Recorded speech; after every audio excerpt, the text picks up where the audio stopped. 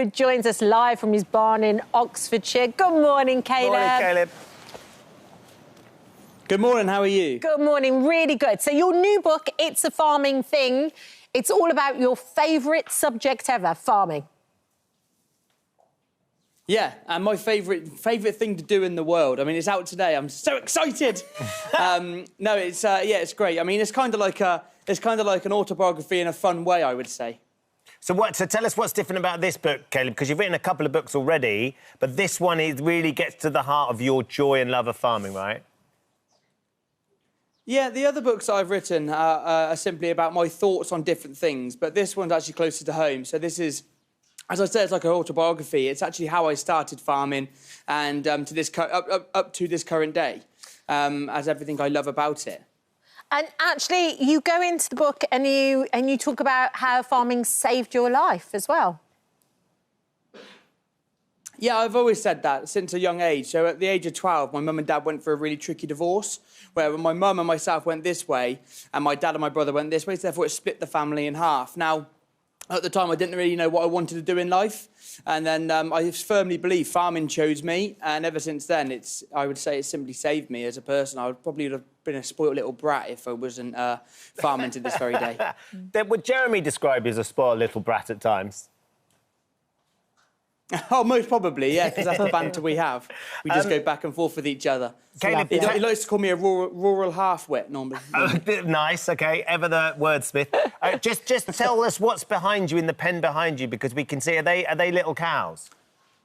Oh. Yeah, these are baby calves, these are. Oh. So these are all Aberdeen Angus calves. These are about 5 weeks old now. 5 weeks. And how's that been, having them? Yeah, I would like to get them to stand up and say hello, but they're very much sleeping. It's their sleep, it's their nap time. Put them down for a nap, you know? Mid-morning nap. So that's exactly how it goes. How is the new series of Clarkson's Farm, I think you've just finished? How did it go? What can we expect? Yeah, it was really good. I mean, we just literally finished last week filming for it, so they're in the editing part at the moment. But as a spoiler, I could say this, and that is the weather. Oh. Just watch the weather. Because it's a really challenging time for farmers at the moment, isn't it, Caleb? Absolutely. I mean, we've had 2 bad years on a row now, and I think it's going to be looking like a third. I mean, we're struggling to get our wheat and barley and so on in the ground because it's so wet out in the fields. So it could possibly be a third year in a row where we're having bad harvests. Therefore, it's obviously affecting incomes for the farmers and so on. Challenging times, I must say. How do you keep your energy and enthusiasm up, though, Caleb, when you're constantly going out? Because I think, as you said, when the sun's shining, you get up early, there's nowhere better to be. But when the rain's coming down and you can't see beyond the awful weather, it gets really tough. Yeah, absolutely. I mean, I'm a positive person, I think. I think I could sit there and be negative about something that I love doing, but at the same time, why be negative about something when you can stay positive and hopefully it will get better? I mean, every wise farmer always says there's always next year. There's always next year, and it's true. So I like to stay positive, but at the same time, it's really challenging at the moment. But someone asked me the other day, how would you describe someone getting into farming? What would you tell them? I said, well, just go and have a go on a farm, because I guarantee after a day of being on the farm, it'll be the favourite thing to do ever, because you see the sunrise, you see the sunset, see the baby animals, see when you plant a field of wheat. You nurse that field throughout the whole year, and then you combine it, and it makes bread, and then you feed loads and loads of people and makes them happy. It is the best job in the world, but at the moment it's very challenging. But we've got to stay positive in these times. But you're also going to diversify as well. You're going to become a bit of a fashion designer? I joked about it in the book, saying, I'm an entrepreneur. I've been an entrepreneur since I was age 13. For example, in the book, it explains how, for my 13th birthday, my mum didn't buy me an Xbox, a PlayStation, a TV, but in fact, my mum bought me 3 chickens, and I realised I could set my first business up. And I was selling chicken eggs around Chippy Norton. So therefore, in terms of the clothing, it's definitely an entrepreneurial idea. I'm not sure if it'll go very far, but we hope so. And what are you angling towards, Caleb? What sort of strand are you going to go down? Party frocks and sparkle and glamour, or is it going to be more practical farming gear? It's got to be practical farming gear, and that is of course pants. I'm going to have Cooper by Caleb. I love it. It's got a great name already. The brand's strong already, Caleb. We can make this work. And I also know a great model. You could get Jeremy to model your pants. Now, that would be a fashion campaign I'd like to see. How's he doing? Or we could use some... Yeah, he's doing good. He's really good. I was with him yesterday. We was on the farm together yesterday. I'll go and say hello to him in a minute. Gonna have a cup of tea probably after this. He did, because obviously we were all quite shocked when he came out and he talked about the fact he'd had to have some heart surgery because, you know, he lives his life at 1,000,000 miles an hour. He's got billions, loads of stuff going on the farm and stuff. That must have been quite worrying for all of you as well, Caleb. Yeah, no, it was. I mean, I was there with him when it happened, and all I can say, he's definitely a fighter. He's a strong man. And, yeah, no, he went in and he had the procedure and he's doing really good. Is it as a result of opening... Is it as a result of the farm or is it as a result of opening the pub, which I'm understanding is one of those things that's driving his blood pressure through the roof, trying to cope with all the issues with the pub? Well, the good thing is, when he's not on the farm, he's at the pub, which is great for me because, of course, he's not there on the farm. So, therefore, I can just get on my day job and do everything easily. So, I mean, the pub's very stressful, but, again, it's a great place to be. I mean, I was there on Friday night playing darts and it's great. But, yeah, it's extremely challenging. Whenever you start a new business, I think you get challenges that you've not faced before. So, therefore, that is obviously a thing to take into consideration. Do you have to pay for your beer when you go to his pub, or does he say, no, it's all right, Caleb, you do so much work for me, you work so hard for me, I've got this? Oh, no, absolutely. I pay for everything that I have there because I know how much it takes to run and how much it costs to run that pub. So every time I have a beer or a cider or so on, I always pay for it, absolutely. I don't want anything for free. I mean, everything I've got now, I've worked for, so therefore... Not even from Clarkson? You wouldn't even want to take a pint off Clarkson? You do so much for him, Caleb. No, because then we'll just have another argument about it, and then it'll be another 15-minute argument. Which, by the way, is what we love to watch. We love to watch it. We can't wait to see the new season. And also, your book, It's a Farming Thing, is out today. I think you're doing a book signing in Yeovil a little bit later on, and then you're going to, in a moment, Plank's old potato yard in Lidaway to do a book signing there at the farm shop. Is that right? Yeah, we're going to go... So I'm going down to Wiltshire, going a little bit further from home, going to Wiltshire and then going to Yeovil to do a nice talk on stage with a load of people, which I'm looking forward to. And then over the weekend, I'm at Jaffrey and Neil, local bookshop. Excellent. Thanks, Caleb. Thanks for joining us this morning. Have a great day. It's good to see you. Thank you so much for having me. Take care. Thank you for visiting our This Morning YouTube channel. We upload new content every day, so go ahead and hit that subscribe button so you don't miss out. And we'll see you in the morning. Well, one of those women bravely speaking out is model and TV personality Bianca Gascoigne, who says she was just 16 years old when she was sexually assaulted by Al Fayed while she was working for him. Bianca joins us now to share her story. Thank you for coming today. Thank you for having me. Thank you very much. So let's first of all talk about when you first met Mohammed. Yeah, so I was very, very young. I used to go into the store with my parents. We used to have lunches there. He used to come over, be very personable, very charming, you know, very giving. We'd bring us gifts, obviously Harrods, you know, teddies and everything like that. So I felt very, I felt very safe around him early doors because obviously I saw him as, knowing my parents as well. And he was with you. And he was a very charismatic man. Absolutely. He kind of won you over. Do you think that was a very specific thing that he was trying to do, is essentially win you over? I don't even know at that point, because obviously I don't think he knew that I would come to work for Harrods at that point. But obviously I think he was just doing the charm and, portraying this image that unfortunately he wasn't. Yeah. Of course, when you were a child, your dad was at the height of his fame with his football and adored, and your mum and their relationship. So going to Harrods was a very normal thing and they would have been looked after. Yes.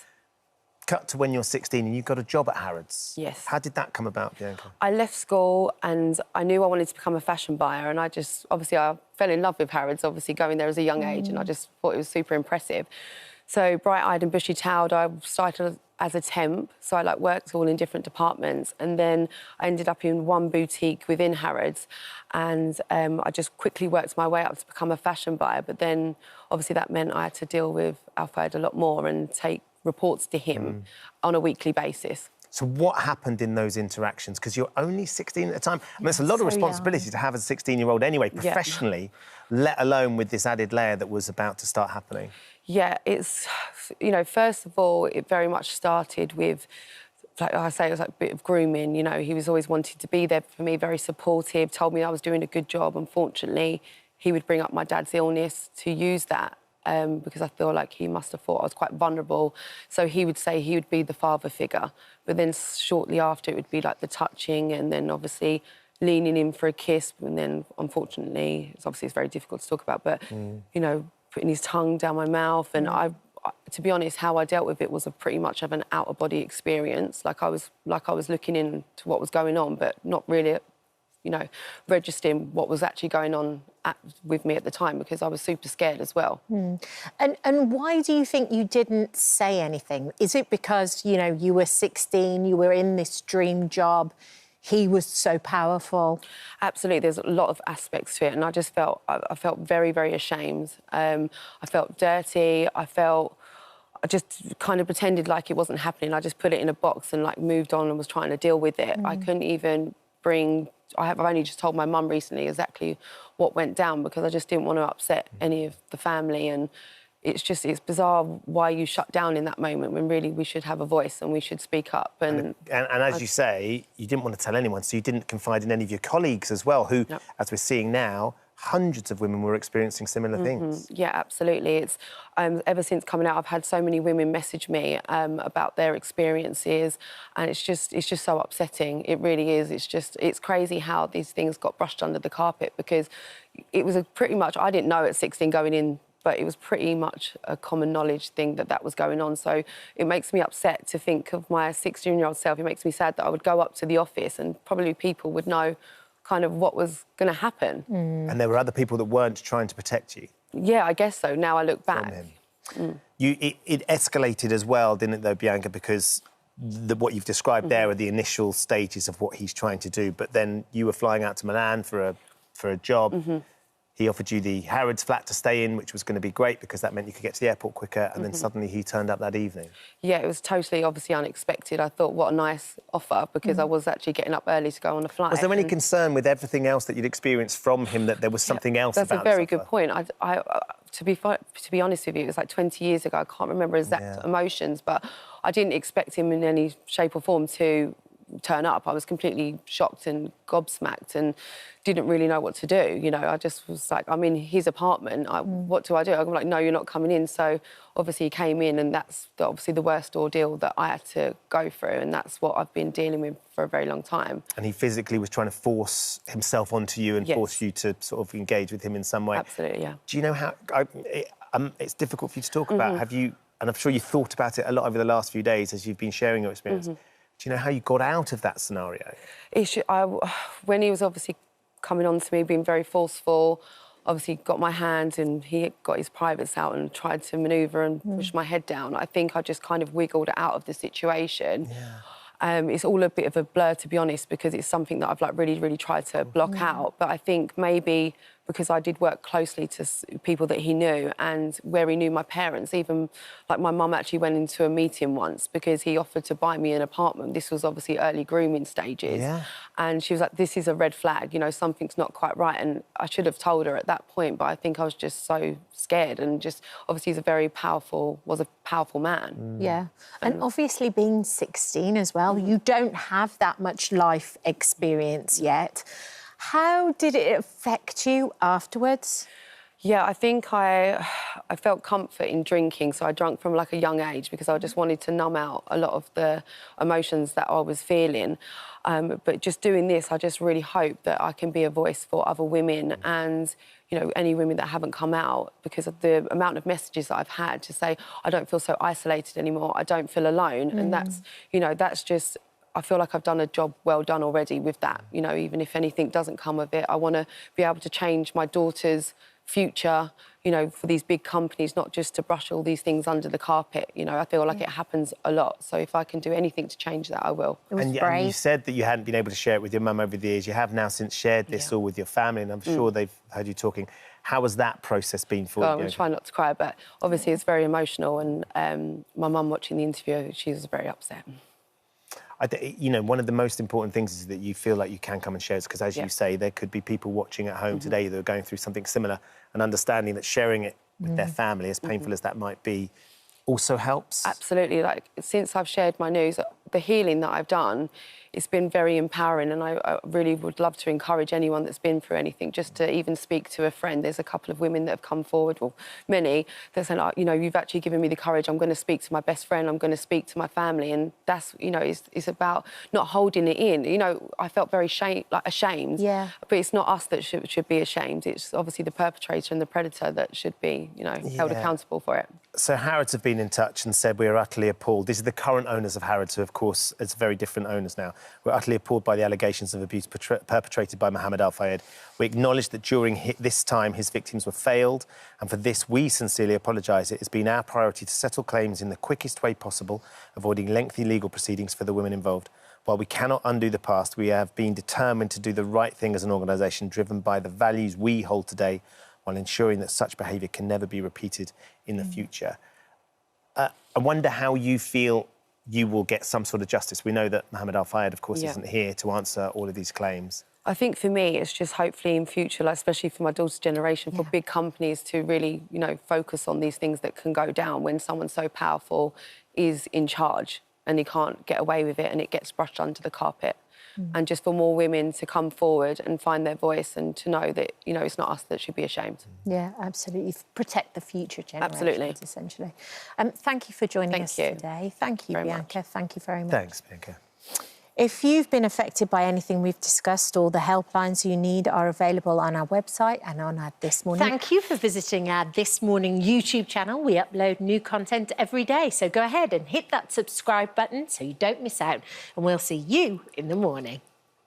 Some of the world's toughest regiments, including 9 Para, the Royal Marines and the Special Boat Service. And now Ant Middleton is revealing how he pushed himself to his limits, both mentally and physically, in his new book, Military Mindset, and why he believes that mastering your mindset is always the first step to success, whatever your goal might be. Absolutely, and Ant joins us now. Good morning, Ant. It's good to be back, guys. Good to be back. It's lovely to see you. Can I just ask, Harry, who you saw there, who won the Pride of Britain, I mean, you'll know he's a former Gurkha, so he has discipline like you would understand. The mindset for somebody who has lost both their legs to climb Mount Everest, the highest mountain in the world, must be extraordinary. It's phenomenal, isn't it?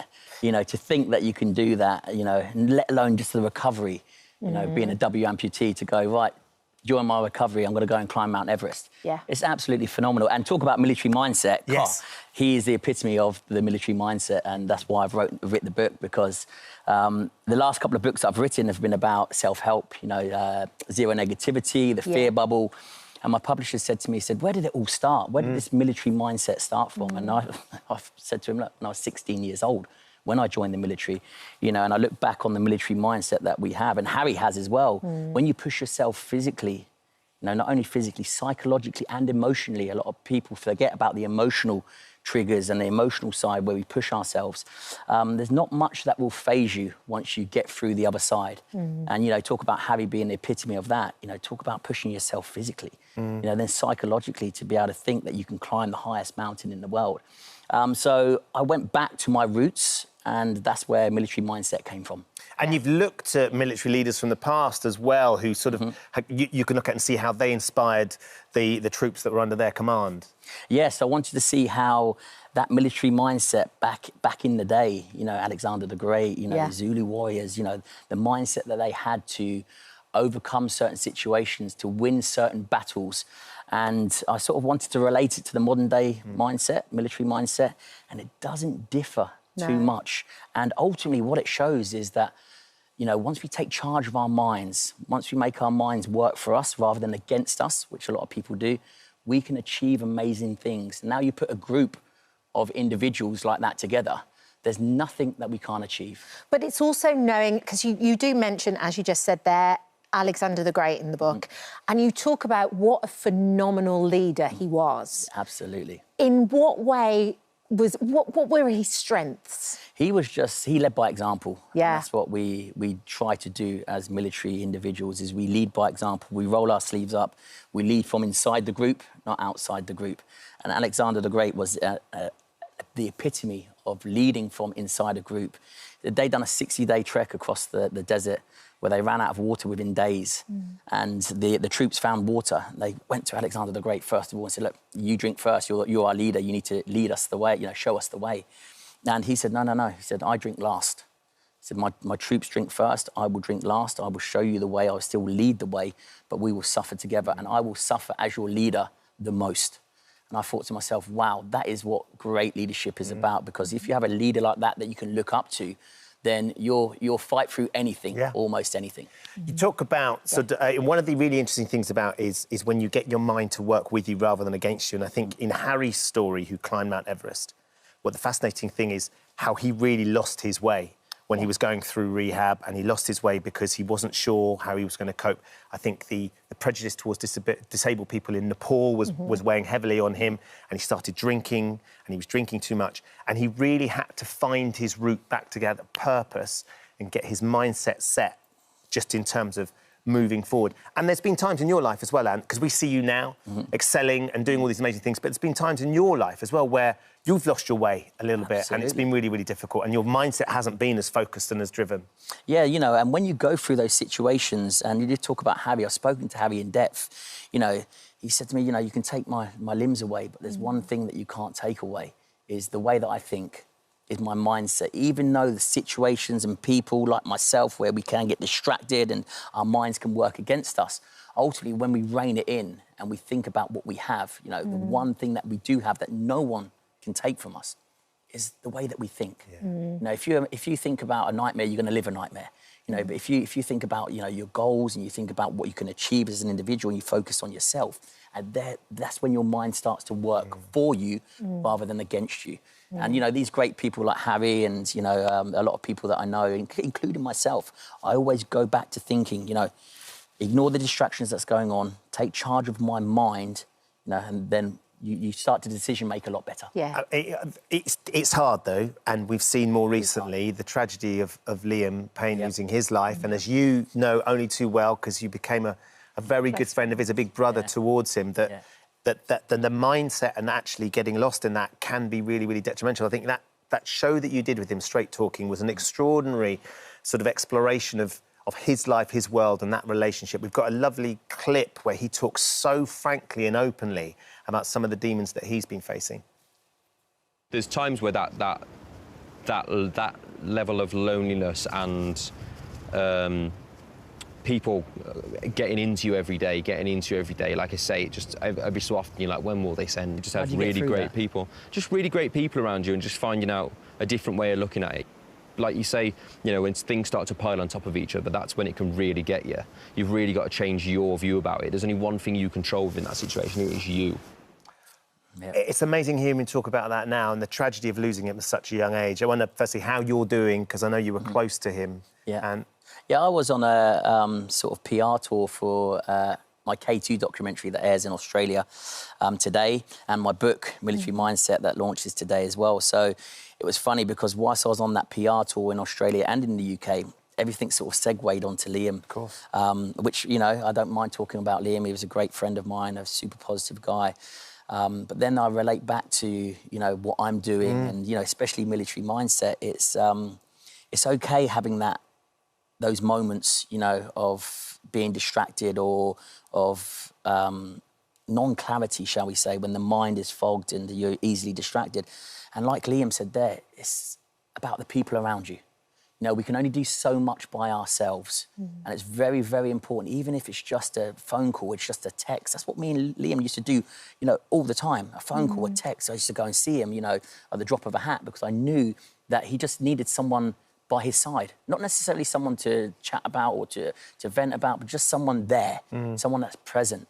And, when I look back on the interviews and everything that we've spoken about since, because we remained great friends since then, it's just the power of someone being present in your life. Even if someone doesn't want to talk, just, being emotionally aware, are you okay? I might not want to talk, but just that question, you recognising that something's not right, that in itself will get you through to the next day. And when you suffer with mental health issues, it's about getting through day by day. Not week by week, month by month, it's day by day. So if you think that someone's suffering or if you feel something's not right, just ask a question.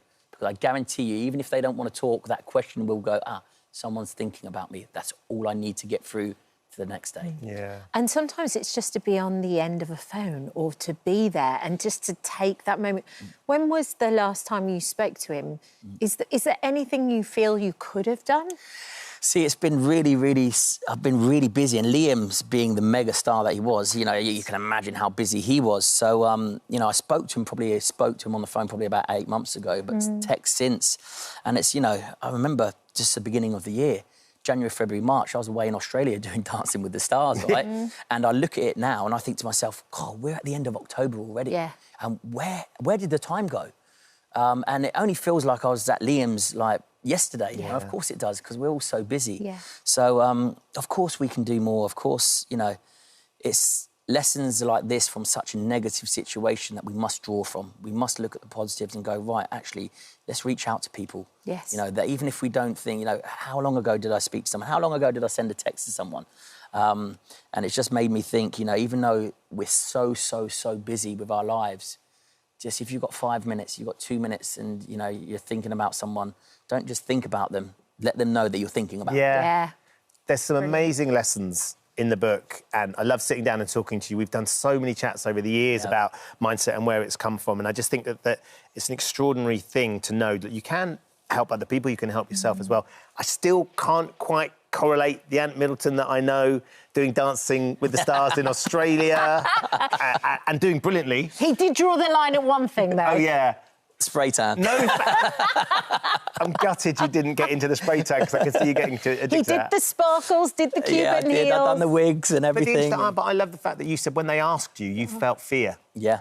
So when they asked me to do it, I felt fear, and that's when I knew that I needed to say yes, because I always say there's no growth in comfort. I always try to lead by example. I always try to practice what I preach.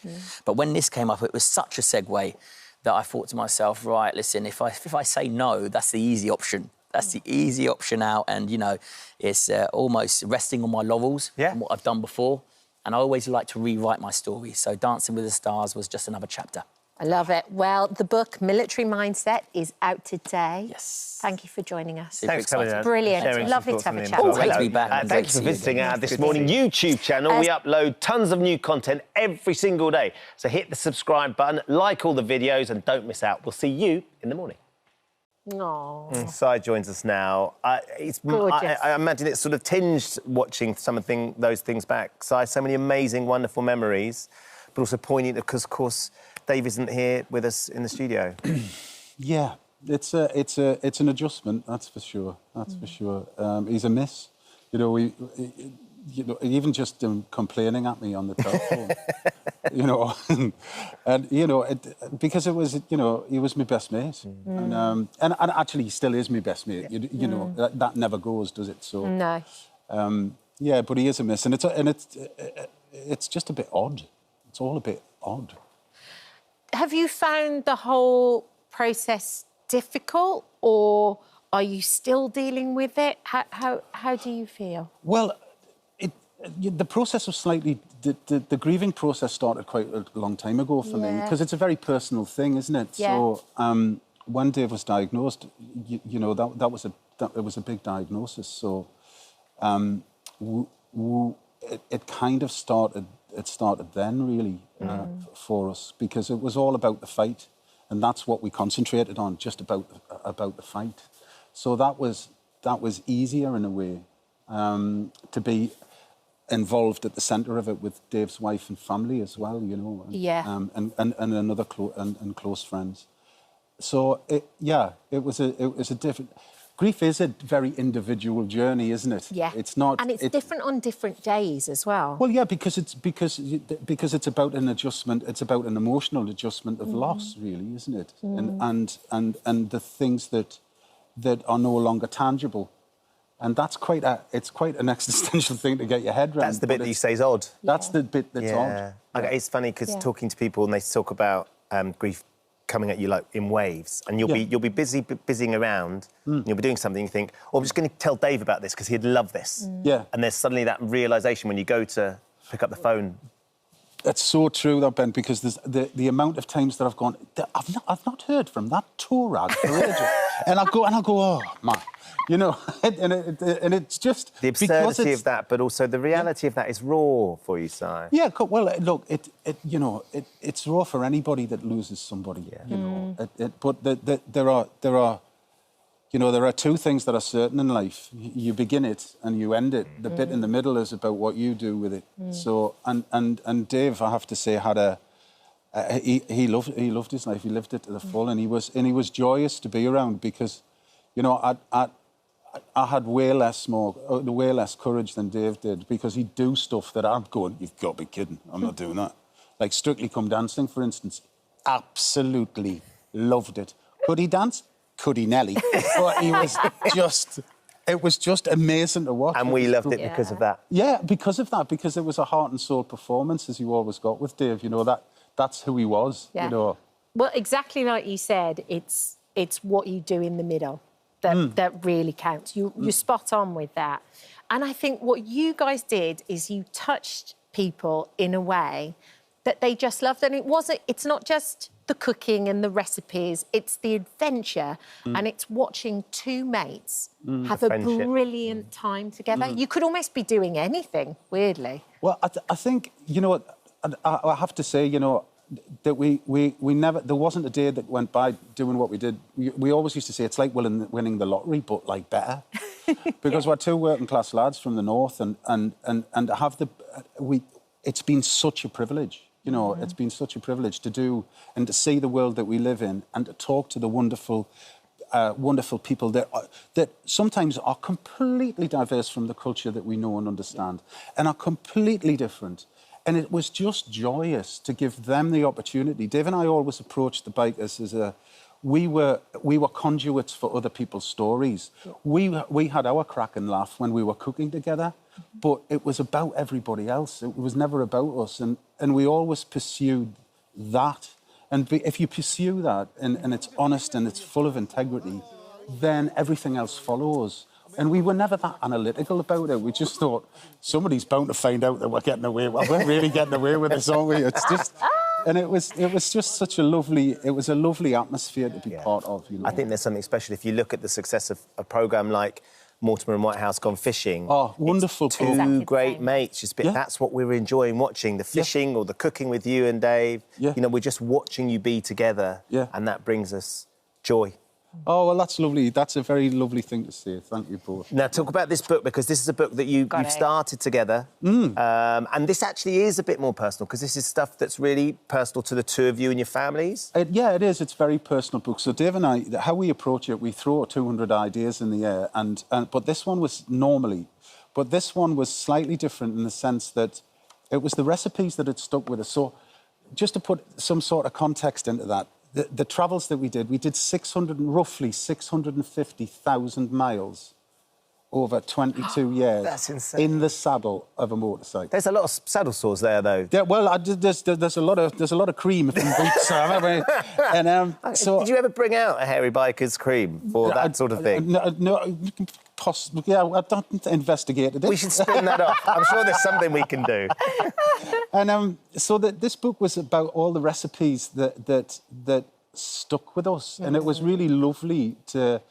Because inevitably, when those recipes stay with you from all of our travels around the world, it becomes really nostalgic. Yeah. So it triggers conversations and memories that we'd had, and can you remember when? And it's lovely. Yeah. And that's what these are. It's a collection of recipes, and unfortunately, Dave passed before we finished the book, but. Thank you to our publishers that they had faith in us enough to say, oh, no, you must finish it, you must finish it. And I really, really wanted to, just as a mark of respect for my best mate. And also to, it was about legacy. It was about looking after that legacy and being the curator of that legacy is really important. And to treat it with with the respect it deserves. I mean, there's levels of respect it deserves, I think. I mean, there's one little bit in here that did make me laugh when I was reading the book. As I was flicking through, because I was thinking, right, what am I going to make the boys later? And he said, friendship is a wonderful thing. Like most people, I've always said, I'm willing to do anything for my best mate. This was put to the test one time after Dave had a motorcycle accident, broke his arm and wrist, and he had a cast on his arm and couldn't do much for himself, including washing properly. So there I am with him, standing stark naked in the shower, and he says, Kingy, would you mind awfully washing my arm, please? I agreed. He was a clean man, but then he started singing Je t'aime. You did? I looked him in the eye and said, if there's any movement down below, I'm off. That's absolutely true. Yeah. And that's what's so special about the book. Yeah. It's all of those little nuggets of delight and magical moments. celebrating the friendship and brilliant recipes all rolled in. Thank you, Kat. That's lovely for you. And you're going to cook for us later as well, aren't you? Yes. Yeah, well, Dave and I actually met over a curry. And 4 poppadoms and a pint and 3 pints of beer. Of course. I think it was, Nice. of course. Got to have a pint. So I'm going to cook a chicken dansak a bit later on, which is really quite special. You'll love it. You'll love it. Love it. I can't wait. It's going to be good. Thank you so much. The book is out tomorrow. Yes, it is. Yes, it is. Excellent. Cy King and Dave Myers, the Hairy Bikers, our family favourite. Lovely to see you, so thank Thanks, you. Oh, for it's coming lovely in. to see you Can't guys. wait for Thanks. the grub. Can't Thanks. wait. Thank you for visiting our This Morning YouTube channel. We upload new content every day, so go ahead and hit that subscribe button so you don't miss out, and we'll see you in the morning. And Victoria, who plays Maud, Alex Hassel, who plays Rupert, and Bella, who plays Taggy, join us now. Good morning. We are in. From the moment it started on Concord, joining the Mile High Club, as the plane went supersonic, to the squirt of soap and Robert Palmer singing Addicted to Love. Hold on, what are you doing here? This is like a fantasy you're living out. I'm in. On a loop. That's how we survive our days. I am in. Yeah, it's fun, isn't it? The response to this has just been amazing. I think the desire for joy, a little bit of naughty, and just to be able to sit down and laugh, fall in love with characters, love to hate them, and to be part of a world that not everybody gets to see. No. Yeah. You know, we lived it quite immersively because the set deck was so extraordinary and everything was so bang on. We lived it, Yeah, it was didn't we? amazing. You don't have to wasn't work hard to imagine it. No, bang on in more than one sense as well, Alex. Your character, I literally might be the greatest character I've ever... Like, I grew up in the 80s, we grew up in the 80s, and the Jilly Cooper novels were in our house. Yes. Yes. If only I'd known what was the content of could have those, learned I a actually would thing have read or a two. book. Yeah. What was your experience of Riders? Rivals. Rivals, sorry, not Riders, that's Rivals. all right. Well, I didn't know anything about it, really, except that the book was next to The Joy of Sex in my mum and dad's See, that's study, which I think Wow. says everything, doesn't That's it? amazing. And I couldn't climb that high, I guess. But, I would have known who Rupert Campbell-Black was before now. He's an extraordinary character, Yeah. though, He isn't is, yeah. It's quite an entrance, isn't it, in more ways than one. Yeah. But the sort of swagger down the aisle was a bit of a dream. It was quite intimidating getting to come to work and have to feel that I had to exude something. Yeah. And it was very helpful that everyone was told to look at me like I was the sexiest man in the world. Yeah, but it must have been amazing because when he's written in the novels, he's the most handsome man in England, but he's blonde. Yes. Which, of course, you are I not. am not. The blonde. No. But Jilly Cooper was like, yeah, you the can one. do it. Yeah, I don't really know what they saw in me, but yes, I'm very flattered. Well, and, Rupert Campbell-Black is a state of being. It's not a hair colour. That's a good point. That's a very t-shirt. good point. Rupert Campbell-Black is a state of being. And you are it. There will be And merch. There will be fans of the merch. So Rupert Campbell-Black at the heart of this as well. So explaining a little bit about how your character Maud fits in, and then of course she's the mother of Bella's character. Yes, so Taggy, who Bella plays, is my daughter, my eldest daughter, and she is my rival. And you never see that in TV. I mean, rarely do you see a mother-daughter relationship where the mother is so openly hostile to her younger, more gorgeous, more talented, more kinder, most delicious child. And she's like, meh. And you don't get to see that. But, you know, Or it play it. exists out there. Oh, playing it's fun. But at the end, I'd be such a cow to you sometimes. And at the end, when they said, OK, we've got that, I'm like, come here, baby, come here. Yeah. So it was funny playing that evil. And what about for you then, Bella, just in terms of knowing Rivals and knowing the books, because you're younger than all of us, so your experience of it would have been different? Yeah, it was a bit, I mean, it was different only because I hadn't read the books and I knew about Jilly, but my mum was very, very quick to make sure I knew everything about everything to do with Jilly Cooper. So I was very quick to read the book and get immersed. Did you feel extra pressure from the mum side of things? Was she like, OK, this is going... I'm not even going to deny it. Yes. Okay. I like, she cared more about this than any other job. So there was a lot of pressure. Yeah. Helicopter mum. There's some amazing moments throughout this, though, Victoria, and particularly for your character, Alex, as well. Like, when we first meet him, obviously it's the moment on the Concorde, and then the next time we see him, essentially, he's playing naked tennis. Yes. I mean, you weren't wearing a lot. No, I wasn't, no.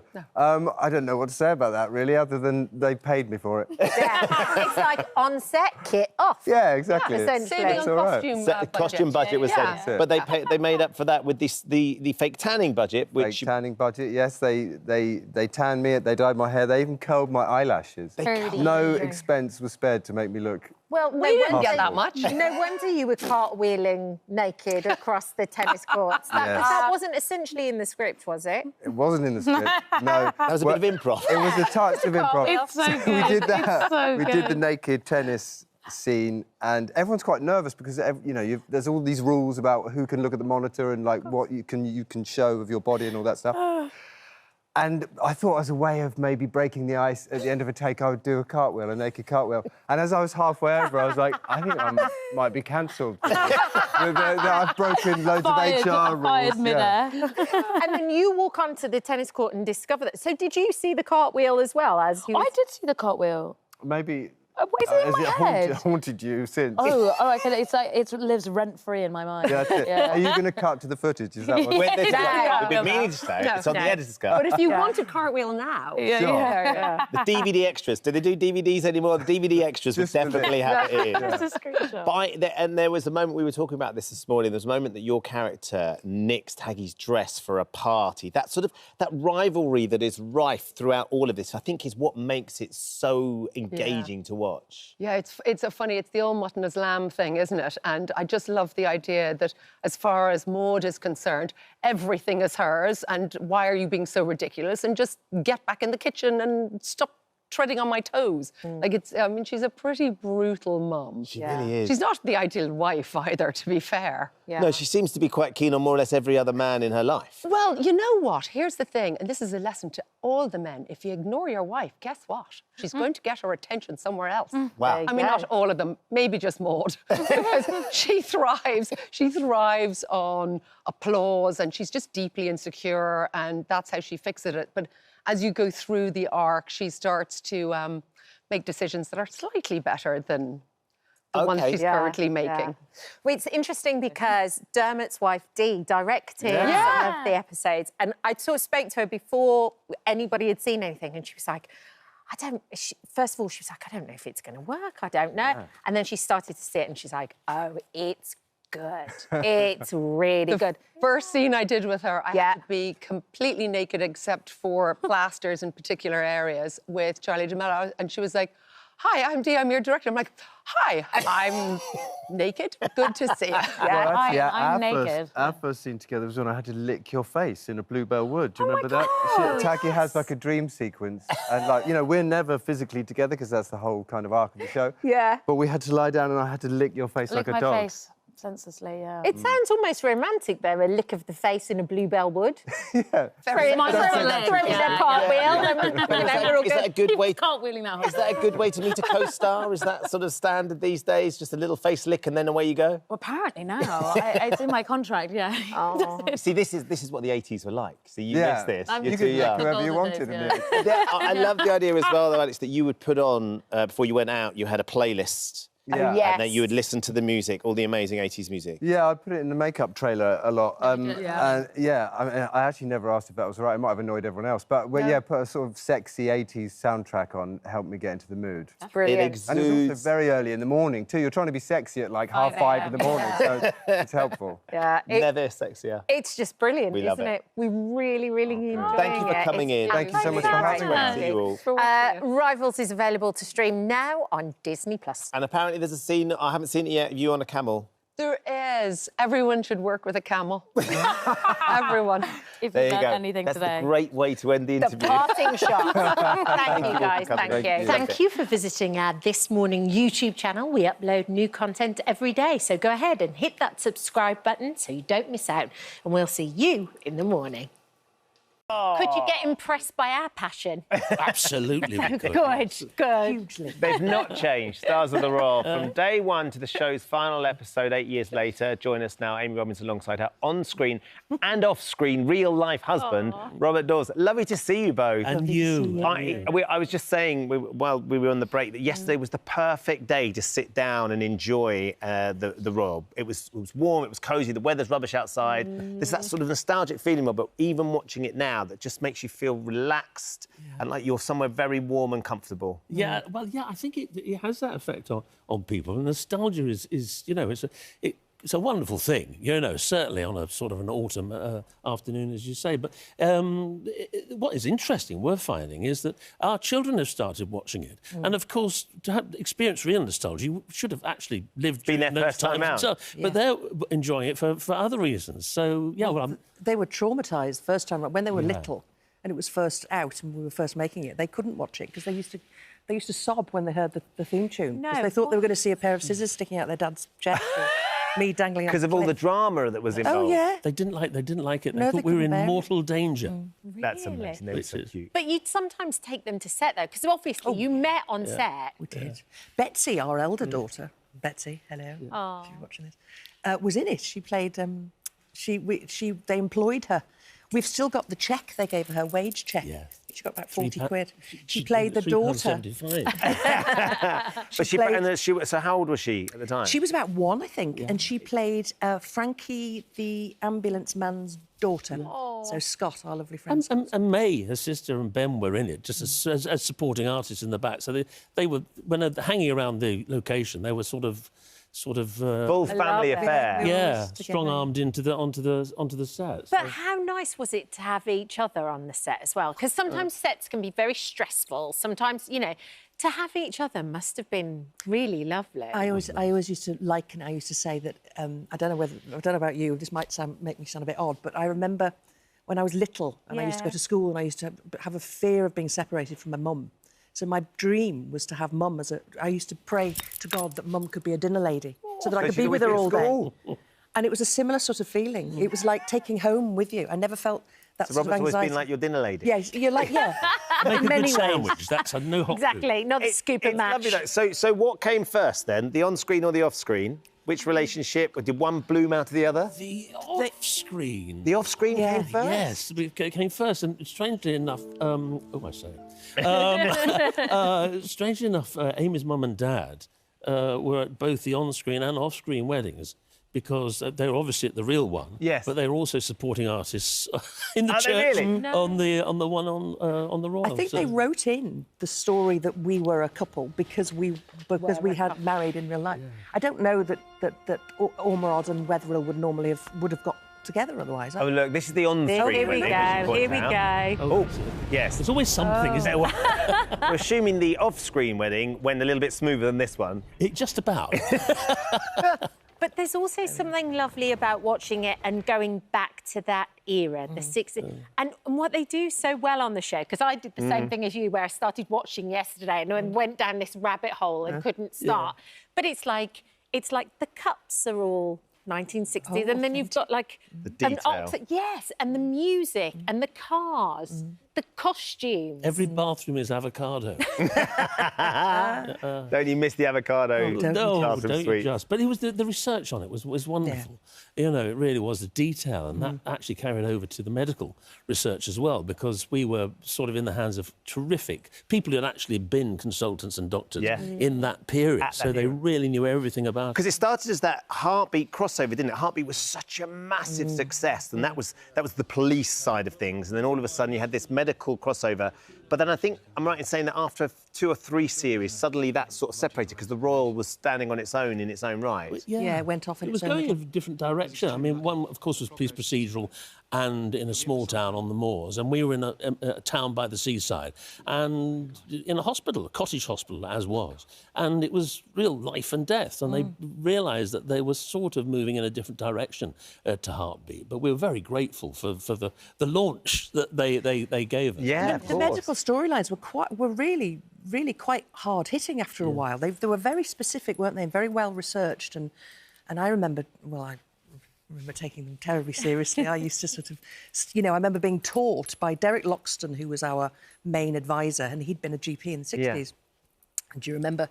He came in to teach me specifically how to perform a cesarean. What? Wow. Yeah. And I remember with my scalpel sort of very, intricately working through each layer during the operation. I used to think, I've got to do... When you say working through each layer in the operation, what was that? Well, I was miming it. Where were you? Well, I was miming it. It was on a prosthetic bump.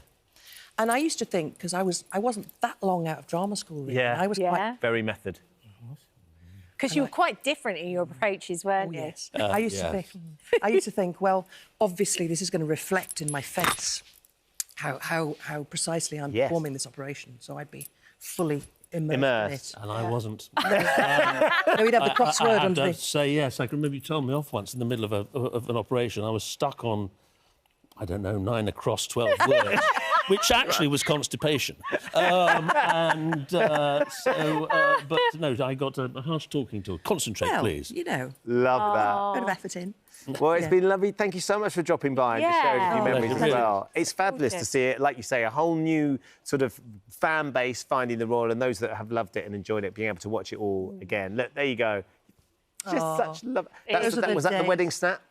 That was in the office before. I think that was even before the first kiss, wasn't it? Was it? Yeah, I think so. Oh, you saucy thing. We had no idea what was to come. So much hope. It's the jaw lines I can't get over. Amazing. Oh, thank you for joining us. Thank you for joining us. And you can enjoy all of those series on ITVX now. It's just really, really wonderful. Lovely to see you both. Thank you for visiting our This Morning YouTube channel. We upload new content every day, so go ahead and hit that subscribe button so you don't miss out. And we'll see you in the morning. She's that pop icon who's been spinning around the charts for absolute decades. During her incredible career, Kylie has sold more than 80 million records worldwide. And as she releases her brand new album, I was lucky enough to sit down with a superstar herself. Wow. Padam, padam, I'm off to meet Kylie.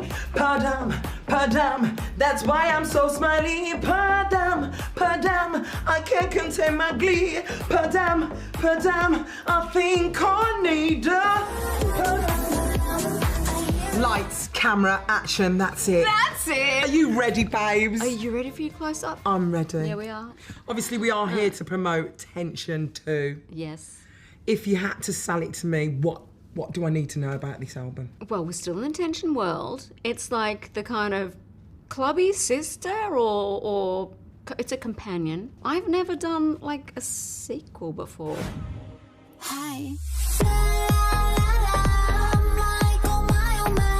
There's a Tension tour. The tickets sold out straight away, and I'll be honest with you, Kylie, the only reason I'm here is just to get some tickets. To blag some tickets. Yeah, so what you're saying, do you think I should maybe be a backing dancer? Because you've seen me dance. Anyone else want to put up? About the Tension tour, what can we expect? I'm so excited. Oh, we're looking forward to it. We've got all these new songs. Of course, there's the old bops and bangers. They're not going to be left behind. No. And then a little room for some experimental, I don't know, fun stuff. Well, I'm so glad you're here because, babes, I do need a bit of advice. What is it? I won't tell anyone. You know how your name is like a single word? Yeah. Kylie. Yeah. Do you think I'm at that level now where I could be just Alison? I think you could take it even further. You could just be A. Now, listen, obviously I want to create a little bit of tension in the room.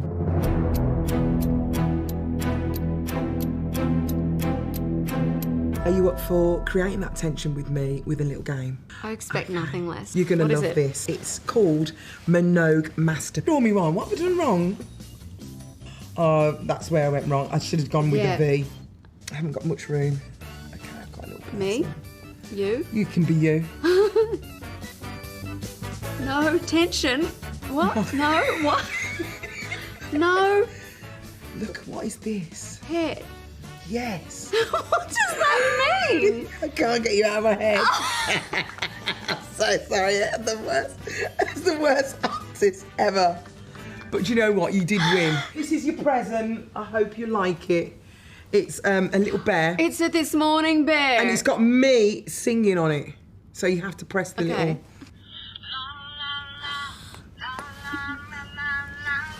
La, la, la, la, la, la. That is literally going to be in your head forever. Do you like your present? I do, thank you Do you very want to see the much. real present, though? Oh, is this another present? Yeah. I was up all night and I made you a poem. Are you ready? Yeah. Okay, here we go. Let me just find it. Okay. Oh, I deleted it. Stop it! You didn't. I did. I want to cry. It should have been in my head, really. Should we try to make one up? Yes. She's a disco diva, always there. She feels good about her makeup and her hair. Nice. She was cool and sexy and her name was Kylie. She felt so much better. She said, Alison's behind me. Yes! She was busting those moves. She was hitting those notes. She was the sort of person who loved to go on boats. So we sailed and we sailed. We said, we're sailing away. And then they went together and had the best day. I love you. Oh my God. You turned it around at the end. But you know what? I've never been so nervous. They're throwing lines at me and then having to rhyme them. Also, there's a moment that that whenever cry. you know you were going, you could see you just go, oh God, I can't find it. And I could just see the little fear It's like, where is creep into it? your eyes. You were But then scrolling, the worst going. thing was, the interview finished and I actually found it. the actual poem. Do you want to see? Yes. Then she really got into it. Look, have a look. I found it in the end. Sequin stilettos and beats that don't quit. Kylie walks in and the whole world's lit. She's been spinning since the days of locomotion. Now she's causing another wild pop commotion. From disco to diva, she's done it all. But does Kylie ever age? No, she stands tall. With a wink and a shimmy, she conquers the stage, making tension to sound like a new golden age. Oh. Yes. You love it? I do! Yeah. I got chickens on myself. You should... Songwriter, just call me songwriter, babes. New songwriter. How long did it take you to put that together? You know, quite a while, actually. It took me all week. That's why I couldn't remember it. It was a nightmare. But anyway, Kylie Minogue's brand new album, Tension 2, is out today. Make sure you get it. It's so, so good. She's the best, isn't she? Hi, everyone. Just wanted to say thank you for visiting our This Morning YouTube channel. Now, listen, we upload new content every day. So go ahead and hit that subscribe button so you don't miss out. And we'll see you in the morning. He lifted the Glitterball trophy last year and Vito Coppola could be about to do the same again. Yes, it's been paired up with comedian and Miranda star Sarah Hadland. They have waltzed, quick-stepped and foxtrotted their way to high scores every single week. And Vito and Sarah join us. We were just talking, actually, while we were watching that clip, about that one specific routine where Anton said, this is the hardest move that has ever been attempted on Strictly. And I didn't know what it was. So at first I thought, is he being sarcastic? And I thought, no, it's not. And then it was like a married couple. I looked at Vito like, when were you going to tell me about this?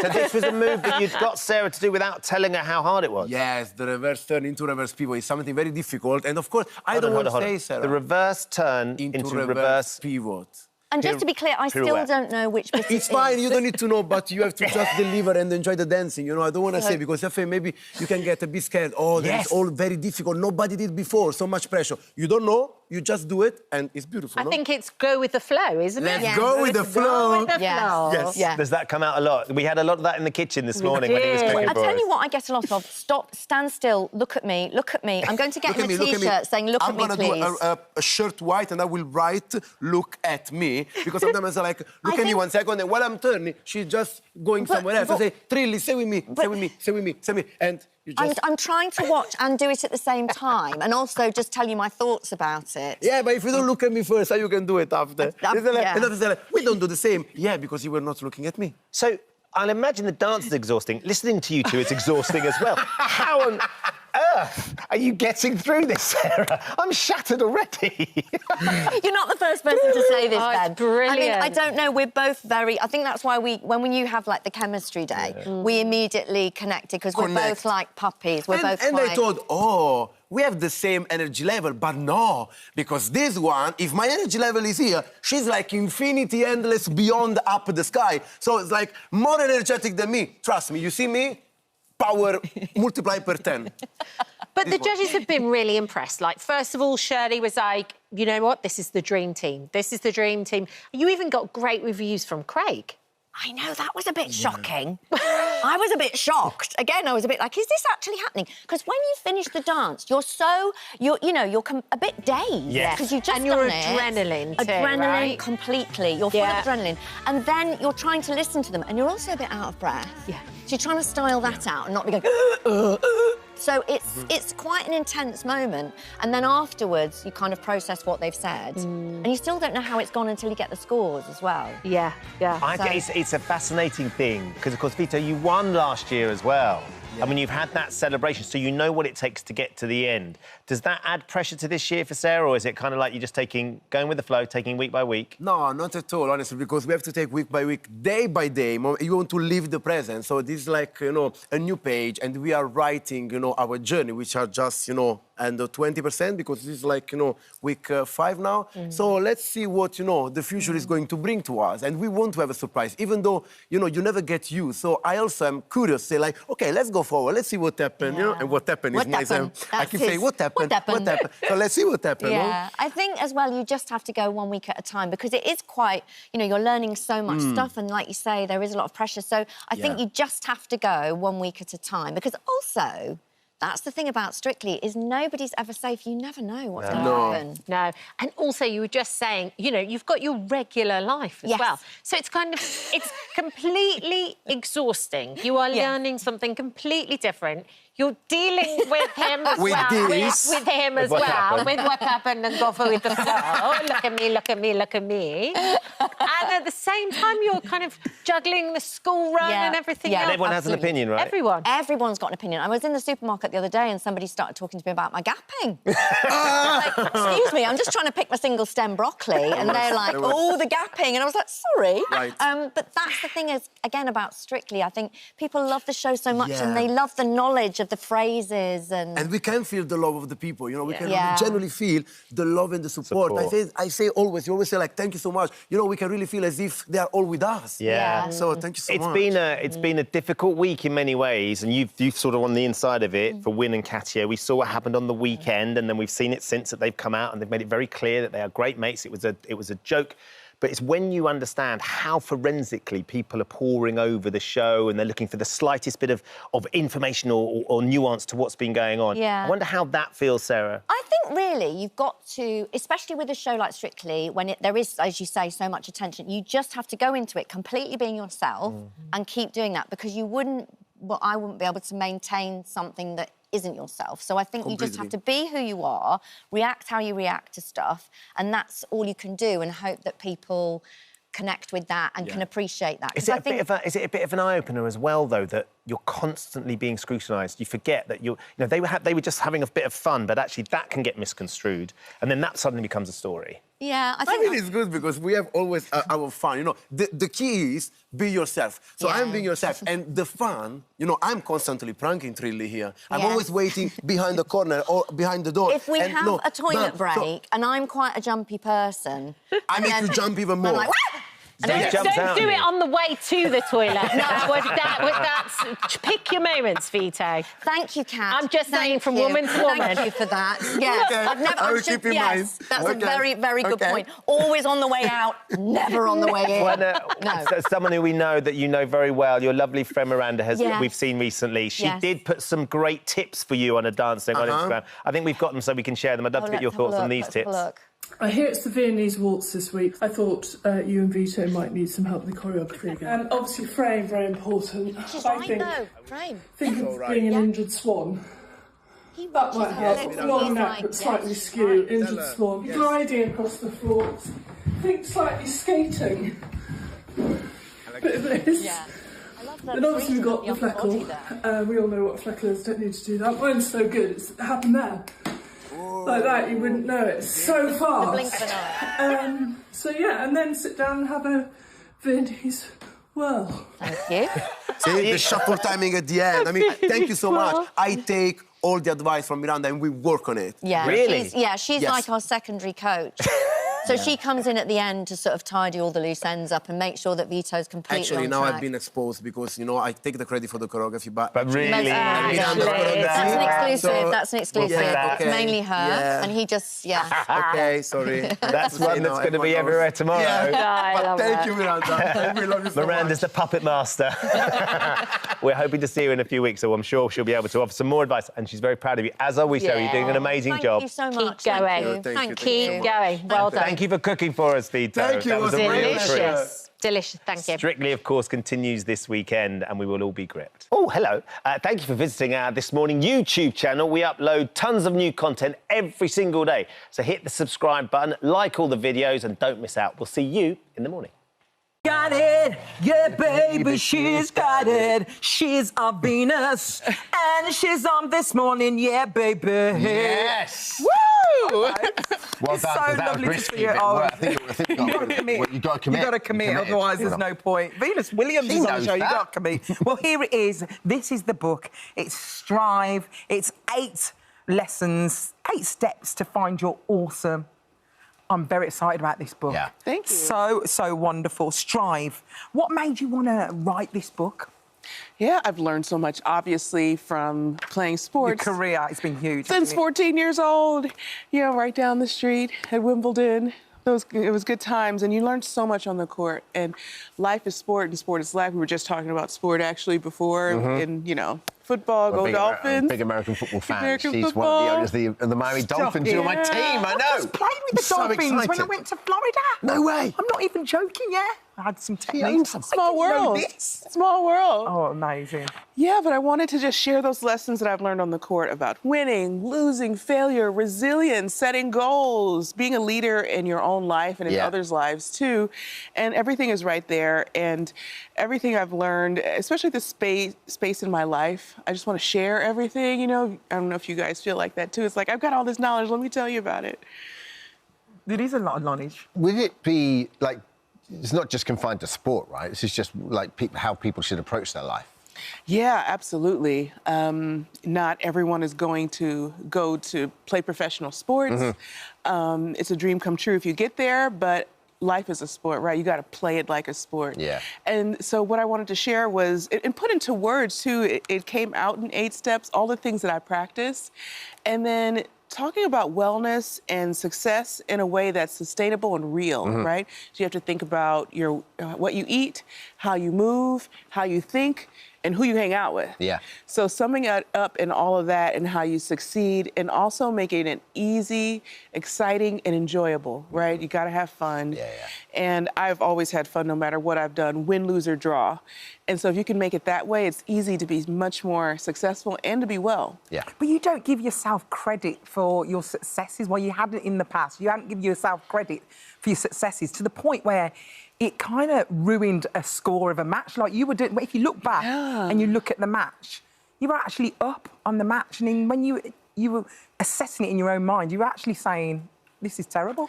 Yeah, I was playing a match at the US Open quarterfinals, big match. I was up a set if anybody plays tennis, you know, up 6-2, 3-1, which is basically the match is over. And I was so hard on myself that it wasn't perfect that I ended up losing the entire match. And it wasn't until later that I really realized the score line and that perfection, you can go for it, but if you don't achieve it at that moment, you can't beat yourself up. So it's as important as it is to be your own best critic, because I don't say worst critic, best critic, you also have to pat yourself on the back for your successes, because with each step that you take, you have to reward yourself too and say, I've done a great job, I want to do this part better.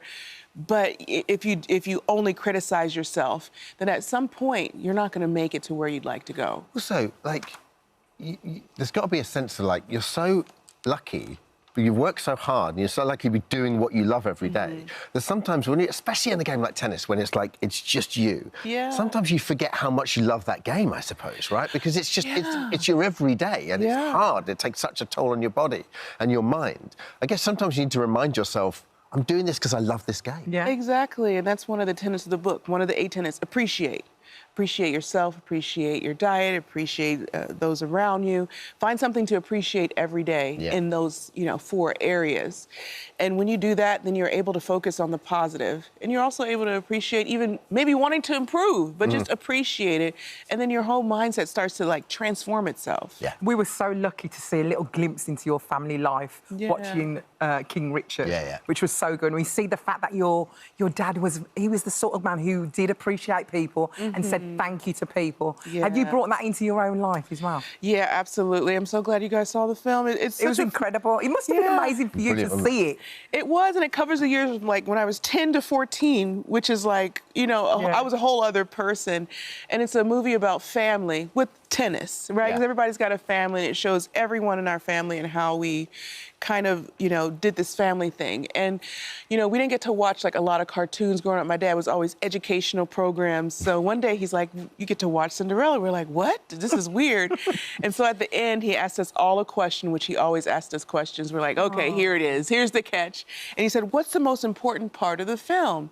And so it started from oldest to youngest. I'm number 4 or 5. And we all had to guess something. You couldn't say, I don't know.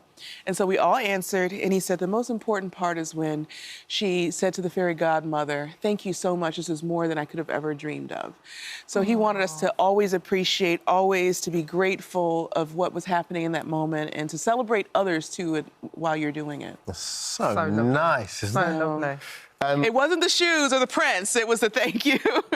Aww. You talk about health in the book, and obviously, it's very important to you. I love the story, though, that when you and Serena were, like, on a vegan retreat, you both escaped for a quick steak before you started. Yes. Yes, so Serena recommended I go to this retreat. She didn't actually go. My older sister, Isha, who's here. Hi, Isha. We actually went, and it was like, I don't know, I was diagnosed with an autoimmune disease. Can you imagine? Shocker. You spend your whole life as an athlete, and then you're just stopped in your tracks. And so it was down the street, and we go to orientation. And when we realized what we were getting into... It was like 3 weeks, wasn't it? We only signed up for 1 week at first. And we looked at each other and we're like, you want to get a steak? We ran to the nearest place, got a steak, got dessert, got the fixings. And then we dived in, and then we learned so much that each week we kept extending until we finished the 3-week life change program. And I learned so much. It was an opening, and I was able to appreciate that, through this challenge, I was able to actually get even more control of my health. Yeah. And to understand, what's happening in our food system, what a lot of illness comes from, all these kinds of things, to just be healthy. But, Babs, every now and again you need a treat, and we know that you love your American sweets. She's got a sweet tooth, but you can't track them down. But so we've just done a little... Kidding? Well, Are you kidding? Well, we've done this for you, so I sincerely hope we got it right. Jesus Christ. What are those? Sweet tarts. This is the way to my heart. What what's a sweet? This is like, when they... Oh, these are a lot of calories, Serena. Oh, my gosh. These are snowballs, right? Yeah, so that's marshmallow, and we're like... Oh, my God. I don't like it. Oh, that's so sour. They're so sour, but they're so good. It's delicious. Just pretend to like it. Just for now. Oh, I like it. Oh, my God. Yeah. Yeah, and these are new. Are these like Skittles or something? Yeah, I think so. Do you like them? Well, enjoy. Enjoy. The new book is out now. Strive. Thank you so much. And can we just say thank you for being a trailblazer? When you made the same sex tennis players get the same money as men, that was such a massive achievement. You must have been so proud in that moment. Thank you so much. I mean, growing up, I started playing tennis at 4 years old, so I don't remember learning how to play. And I just always wanted to get to Wimbledon, just like anyone else who plays tennis, obviously, and you finally get there, and you realize good God, it's not equal prize It's not money. equal. Yeah. And I was also, you know, I think I just turned 17. So I was just a kid. It's just such a slap in the face. Yeah, sure. So to be able to work towards that was beyond my dream. I hadn't imagined that. And now I'm just so happy that, you know, no young girl will ever have to experience that, or woman. Yeah. And if my niece plays, fingers crossed, she'll never have to experience Listen, that. thank you for joining us. You're Thank incredible. you, guys. Such a great chat. Some other incredible Thank you so women. much for visiting our This Morning YouTube channel. We upload new content every single day, so go ahead and hit that subscribe button, and we'll see you in the morning. This. Now, Gavin and Stacey fans across the nation rejoiced when it was announced in May that it was going to make its final ever return on Christmas Day. Yeah, and while we know and we love our next guest, the iconic Pamela. Alison Steven has penned a new autobiography about being out of character, and she is with us now. Good morning, Alice. Good morning. So nice to see you on the sofa. It's like, I think this is our hat-trick performance. Like, we've had you on a couple of times. Yeah. Well, we love it. It feels like you're a family member. Now. Oh, now. So cosy and comfy, I like it. Well, you've detailed your whole career in this book. It's called Out of Character. There it is. Everything from Abigail's party to Gavin and Stacey. Congratulations. And everything in between. Lovely. Congratulations. How did you find writing it? Well, I co-wrote it with a lovely lady called Fiona Lindsay, and Fiona has interviewed me at least half a dozen times with an audience Q&A, so she knows my career better than I do, you know. And so we talked about it, and so we just worked together for quite a few weeks, and she'd got all these questions and recorded everything that I said. It was extraordinary. So, and then I read it, and then we worked together. And someone said to me the other day, "Oh, are you a diary person? Do you keep a diary of everything over the years? Is that how you could do it?" I've never kept a diary. Yeah. You know, but it's in my head. Do you wish you had? Because sometimes I wish I had. I think I wish I had. I don't think so. You know, diaries, all these jobs that I've done, they do stay in your memory because, you know, it's such a big thing, and sometimes it's easy, sometimes it's really difficult, and you have a good time, you have a bad time, you know, so it's all there. When she's interviewing you, when you're having those chats, is she triggering those memories that you've stored way back there, but then when they come, they float freely, and you're like, oh, you do remember. And I guess one thing that opens another door to another thing. Yeah, absolutely, yeah. Well, let's talk about some of these memories, because obviously I know that you snuck off to drama school because you wanted to audition for drama school, didn't you? Yeah. It's kind of similar to my story, actually, but tell me what happened. Well, the thing is, I managed to get an audition, and I was working at the time in a probation office as a shorthand typist, you know, typing court reports and all that. And it was a lovely job, and I was quite happy there, but I knew I didn't want that to be my life, you know, to stay working in offices and things. You had bigger dreams, Alison. I had bigger dreams, and the thing was, I kept thinking, if I fail, if I don't get a place at the drama school, I'll be really embarrassed. So I didn't tell them I just took my 3-day holiday that I was due. You didn't tell not one person at work? No. Oh. And before that, had you been brought up in the theatre-loving household? Had you done youth theatre, or did your parents or I was in youth theatre Yeah. from when I was, I think, 15, and I loved it. Yeah. I really loved it. We didn't go to the theatre that often when I was a child, and that. You know, I think I went to a panto, and that was about it. But that's enough to get you, though, I think, when you were a kid. Well, yeah. We have to talk about Abigail's She party. never finished the story. So you got to the drama school. Your parents knew about it. No one at work. No, I want to know the whole story.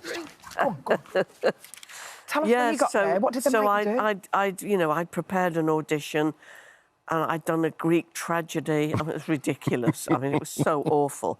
And I did something. I read a poem. I mean, it was pathetic. Did they ask you to do Muhammad Ali? Like an impression of become him? And you did it? Well, that was it, because I loved improvising. I'd always loved, you know, just impersonating people and being characters. But Muhammad Ali... And I think, I know. It's a stretch. I think she was just thinking, let's see if she's got it in her to do something completely outrageous. Yeah. And she just said to me, OK, fine, let's, you know, leave that now. Now, you're Muhammad Ali. You've just won the World Heavyweight Championship. You've got all the press around you. Everyone's throwing questions at you. Go. And I just was, you know, I went, and I just leapt into it, you know. It's amazing. And then she said to me, OK, that was fine. Now, come in the room. You're a guide in a stately home, and you're taking some people. Off you go. So, right, OK. You know, and I just come in, you know, my heart was beating like this, but I was thinking, I can do this. I'm loving this. So I just got into it. And then at the end of all that, she said, thank you very much. That was very nice. We'll let you know. And then you got in? A week later, I got a letter saying, we're pleased to inform you. Well done. I have to ask you about Abigail's Party just before we go on to Gavin and Stacey, because it's still used in, like, every day someone goes a bit like Abigail's Party. It's such an iconic role, an iconic play. What was it like to be part of it when you It was amazing, yeah. I mean, it was tough getting it on because we were improvising, developing the characters, and with Mike Leigh developing this play. Yeah. And as I recall, I think we had to leave it a day because we weren't quite ready, you know. But once we got on, and we were getting the reactions of the audience, it just became, oh, I'm loving this. Yeah, it's great. It's gold. Yeah. Before we talk about Gavin and Stacey, we've got a little message from you, from a friend of yours. Have a look at this. Hello, sweetheart. Here we are again in front of the camera, right? I'm on Good Morning Britain today on Thursday. You're on this morning, Friday, the day that you're talking there. And you're going to get the same interrogation I'm getting, I'm sure. It's all laid out now. Everybody wants to know about Gavin and Stacey, what's gone on. And we all know what we have to do is sealed lips, all right? Have a lovely day. I'm sure Ruth Jones and James Corden are watching as well, so they don't want you to tell anything. Larry sounded like a canary. But the thing is, I know you just finished, but was it quite emotional, the end? It was, because we all love it so much. And we had a great time being back together. And that final wrap, I mean, oh. To really know that was the end, that must have been absolutely emotional. There's Really, that lovely really shot online. I don't know if we've got pictures of it when you're walking up the street. It's so beautiful. Oh, I know, and yeah. everyone is just kind of taking pictures of you. And I think Ruth addressed everyone, and it was just. I mean, it's a big part of your life, that, isn't it? Like. Oh yeah, absolutely. There we are. Absolutely. And the fans of everything, aren't they? They actually come and watch you film, don't they? Don't they try and come and well, get they try. They're cordoned off, but there's loads of them. Yeah, look hundreds. at them dressing well. Like, Alison, you never know, do you, when you start something? It doesn't matter if it's scripted or non-scripted, whether it's going to be a success or not. When did you realise that was going to have the impact it did, like when you were doing Gavin and Stacey? Well, I knew when I first read the script it was really good. That first scene. Yeah. I mean, I just knew it was tops, you know. But obviously, you can't anticipate it's going to be as popular, you know, as it is. But gradually, as things were moving along, we thought, this is really, you know, going places. Yeah. Will you be watching on Christmas Day when it comes? Yeah. Oh, me too. I will. I think people will actually genuinely cry. Oh, definitely. Have you seen it going yet? to cry. No. We only finished it on Monday night. And will you watch it on Christmas Day? You won't watch it before? Well, I think there's going to be a cast and a crew screening, Right. I think. But even so, I'll watch it again. You want to watch it when it goes live? Yeah, brilliant. Yeah. It's out now. Alison Staben, Out of Character memoir is out now. Listen, thanks for coming. So lovely to see you, Alex. Thank you. Lovely to be here. Hi, everyone. Just wanted to say thank you for visiting our This Morning YouTube channel. Now, listen, we upload new content every day, so go ahead and hit that subscribe button so you don't miss out. And we'll see you in the morning. For all that, from royal duties to writing bestsellers, the Duchess of York always has a new chapter to share. And today she joins us on the sofa with her brand new project, Flora and Fern, Wonder in the Woods, her latest children's book. And I've tested this. on my littlest boy, James, who's 6, and he loved it. Oh, thank heaven. Absolutely. Oh, my God. I was waiting, Kat. No. Can you imagine if you turned around and said he loved it. just thought it was a bit rubbish? On air. Yeah. But by the way, that's exactly the type of thing he would say. I think children are so honest about exactly what they think about it. He loved the little moody hedgehog, and we are going to be making ginger biscuits. Good. Because that's the recipe at the end of the book. Absolutely, because I think I wrote it that parents are going to read it, perhaps some parents are going to read it to their children, so that the parent can then participate in the book as well. Yeah. So it's not just, preaching to your child. You can all have an interactive, collaborative family moment. And you make the ginger biscuits. Are you a good baker then? No, Claire is over there. No. Shan't cook, won't cook, don't cook. No. But I love what tastes good and looks good. Well, look, Anton's coming in next week to help people bake. Maybe we could sort you out with some decent baking. Ben, actually, when they went up there earlier on and I saw that, I thought maybe I should come on and just say, Anton, teach me, please. I do not even know.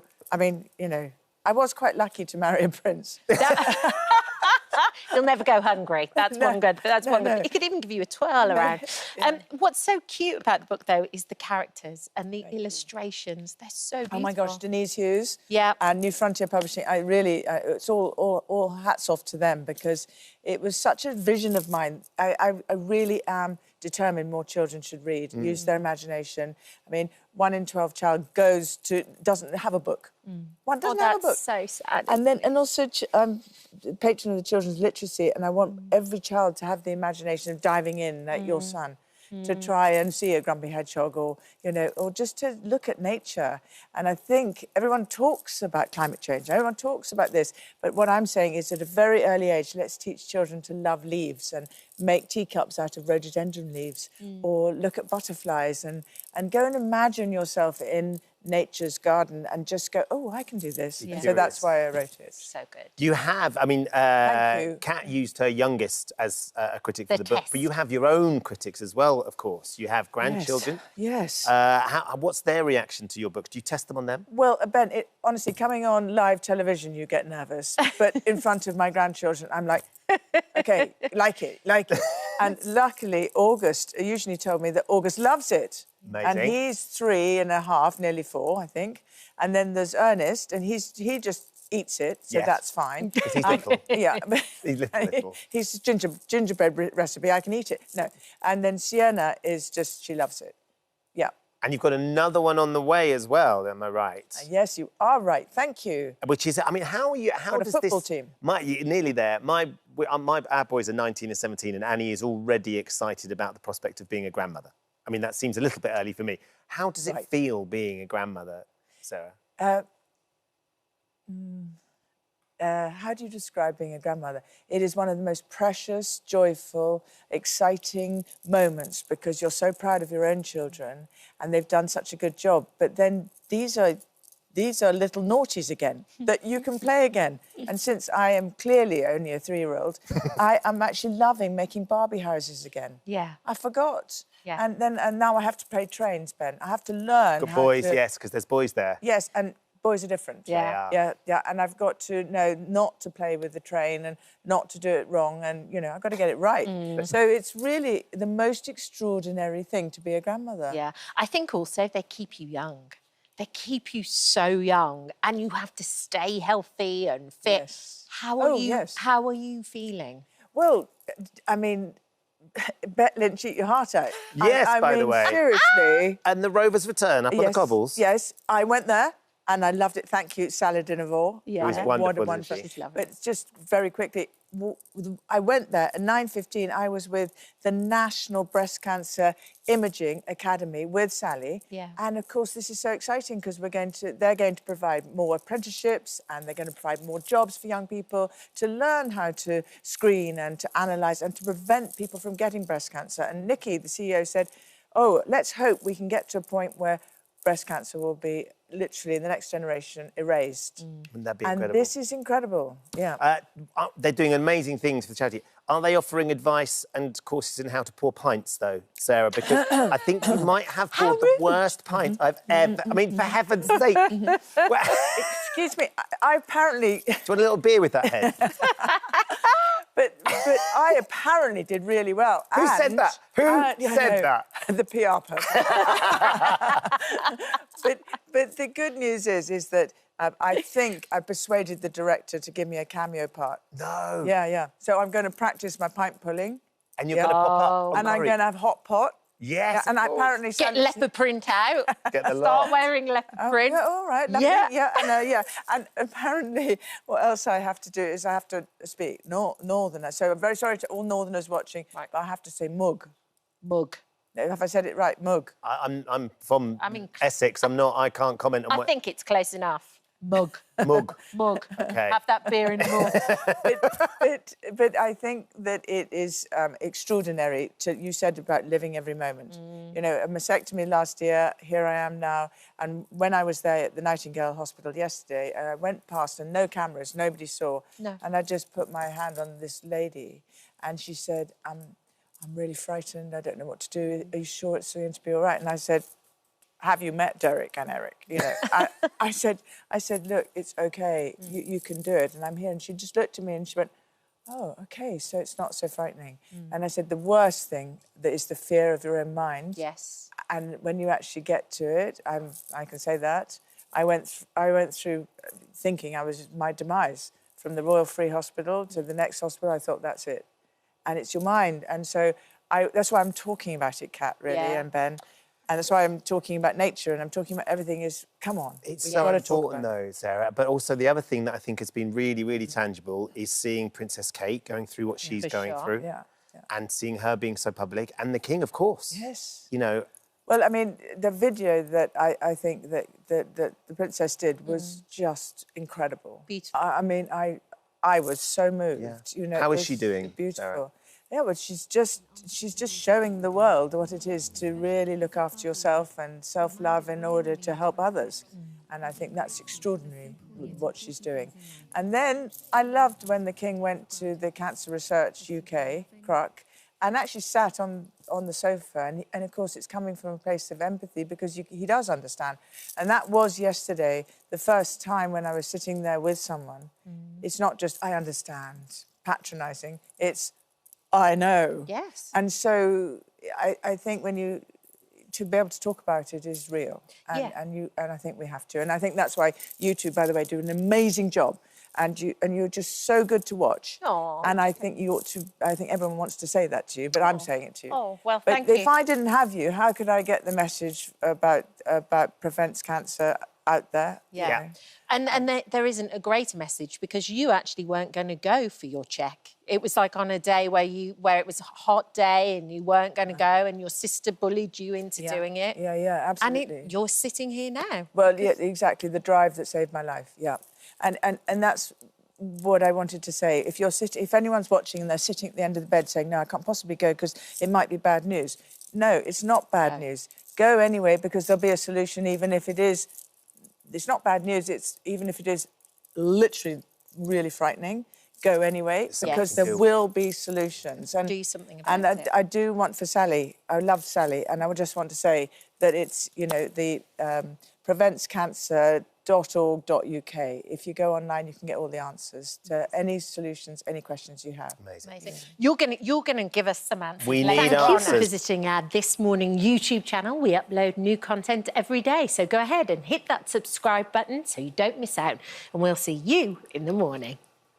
A career spanning nearly 6 decades. He's won 4 BAFTAs, 4 British Comedy Awards and 7 National Television Awards, and was even knighted in 2005 for his services to acting and comedy. Looks so smart there. However, his journey to this point has been just as chaotic as a drive in Del Boy's three-wheeler. And his latest memoir, This Time Next Year, A Life of Positive Thinking, tells us all about it.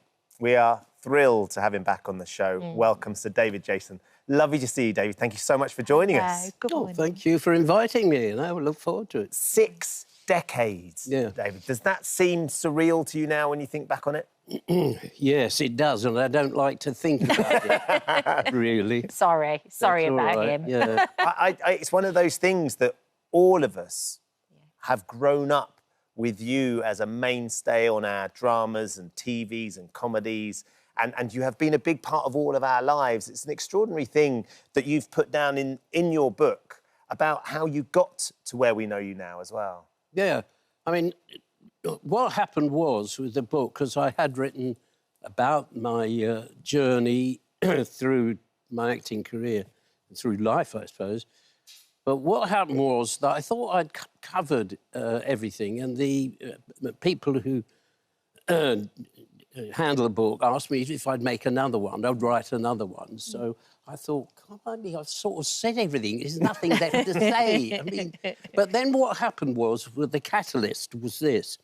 I was rummaging through loads of old paperwork and stuff that I'd got at home, and I came across in a drawer, right at the back of the drawer, was a green book that someone had given me or I'd acquired.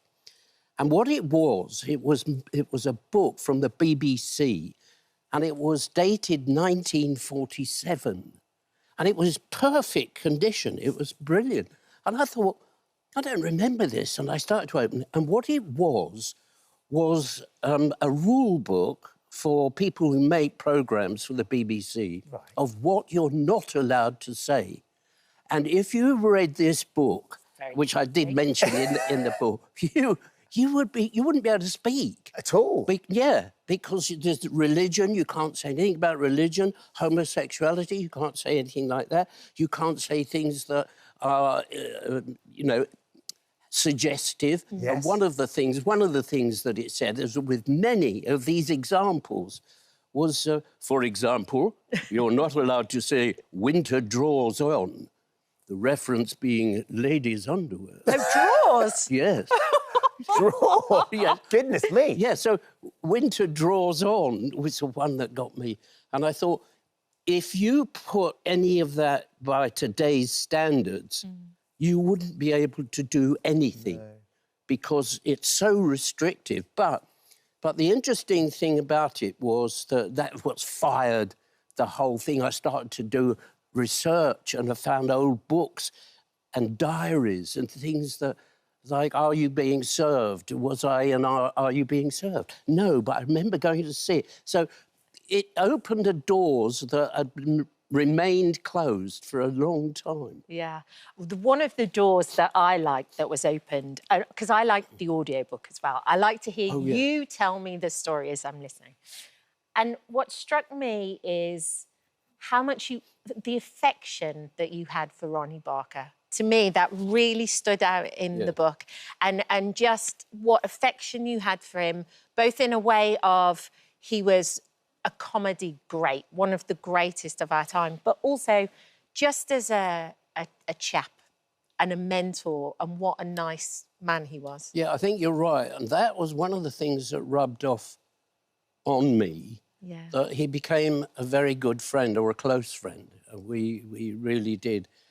But what I learned from Ronnie, which is a piece of information that I would like to impart onto famous people like yourselves, take note. Okay. And what it was, here was this genius of a writer-performer. And every time I worked with him, he would always amaze me if I had a tagline in the series, like Open All Hours or whatever. I'd have this tagline, which was the end of the joke, and I'd go, that's it, I've got my own tagline. And it's got a laugh. Oh, brilliant. Then he'd come along and top it. Oh. So the camera would come back to him, and he would top my top. So it began to sort of irritate a little bit, but that's how brilliant he was. But one of the things that impressed me the most was how genuine as a real person he was, how generous. So when you were working with him, for example, a quick example would be that I was not being favoured very much, if you like, in one or two episodes of Open All Hours. And he wrote a piece, a very funny piece, with me getting some legs. The legs. That one, the legs one, yes, which we won't go into here. But, it was so funny, though, hearing you tell the story. But it was, he wrote that for me. Yeah. Because I was getting a little bit, you know, all I was doing was feeding Ronnie and not getting very many laughs of my own, something that Ronnie and I discussed. So the next thing I know, he'd written this scene for me. Now, that generosity reflected itself in his attitude to the business. So, in other words, that not only was he a nice and lovely person to work with, he was generous to all his crew. So cameras and makeup, wardrobe. The whole production. Yeah. So what that meant was, and something I learned from him, was that they are all part of this business of creating humour for us at home to enjoy. And so Ronnie impressed upon me and made me aware of the fact that you're only the head of the team behind you, but you need all that team behind you to create the humour that you're going to deliver to your television I don't know screen. if we create humour, but we've definitely got a great team. we definitely have a fabulous team, and that's the point. But that's the point. Though whatever position you're in, you enjoy it, but help to spread that amongst your crew, right? And the reason that has imprinted itself in my mind ever since was that I do hear stories, no names, no background, of certain members of our, you know, our entertainment industry who are very selfish and rude. They can be selfish, rude, rather to the point of being vulgar. In other words, they don't respect the team. They say that, oh, it's me, I'm famous, you man, you stay there, you two, and I'll have my close-ups here. Don't cut to them. Please do cut to him. Please do. No, Keep it on him. One, yes.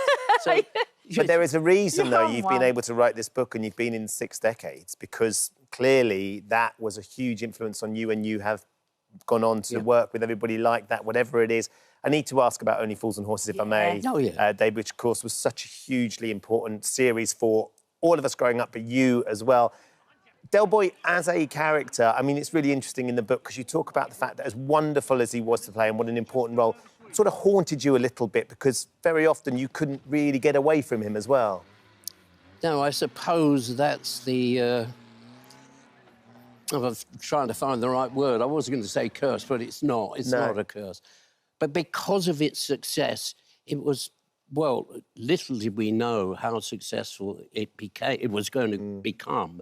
But what it did was that this shadow of that character that I played 40 years ago now, oh, excuse me, but it's always there. Now, I've changed physically, facially, an awful lot since I did that. Not quite too much. You probably know. Yes, I still got a chin. Thank you, miss. But what it done, I don't look like that anymore.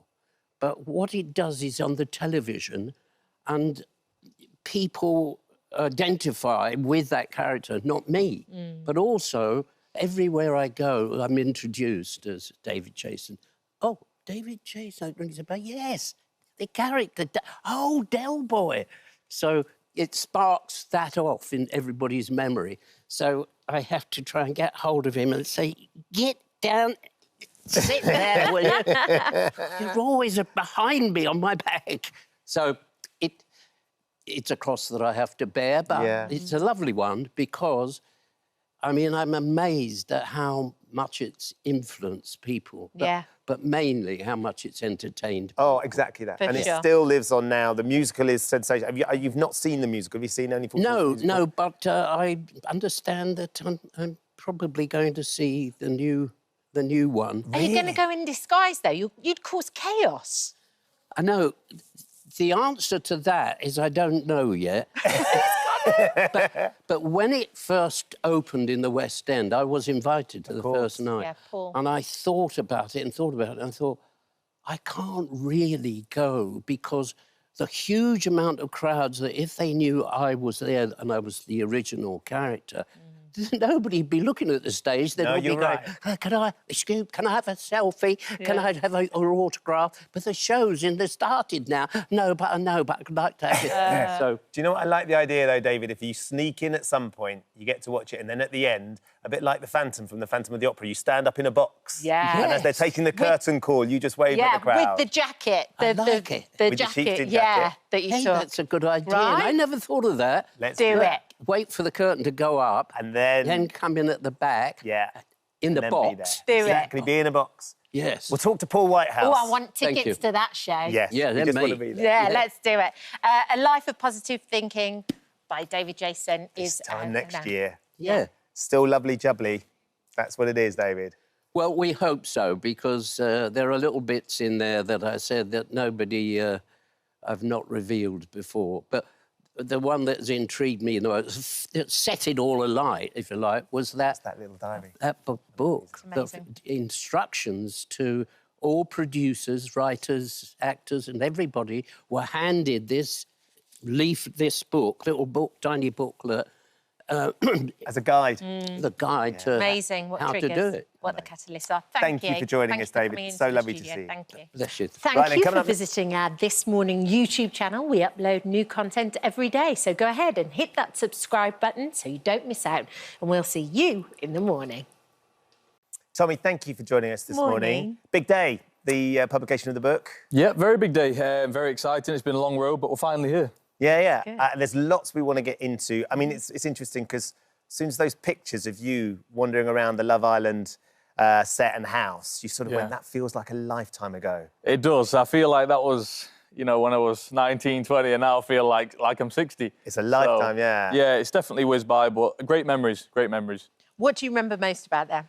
I just remember it being the summer of a lifetime. Yeah. I only did Love Island in the first place because my fight got cancelled in the summer because I'd never watched it before. I'd never seen it, didn't know what I was getting myself into, but they said, you're going to be in Spain, so I'm going to see your son. I'm like, well, I've not been on holiday for a while. I haven't got a lot of money, so come on, I'll go on it. And I went on it, and I ended up finding love, ended up finding the mother of my child, daughter, Bambi. So it was a very eventful summer. Yeah. How is your little girl?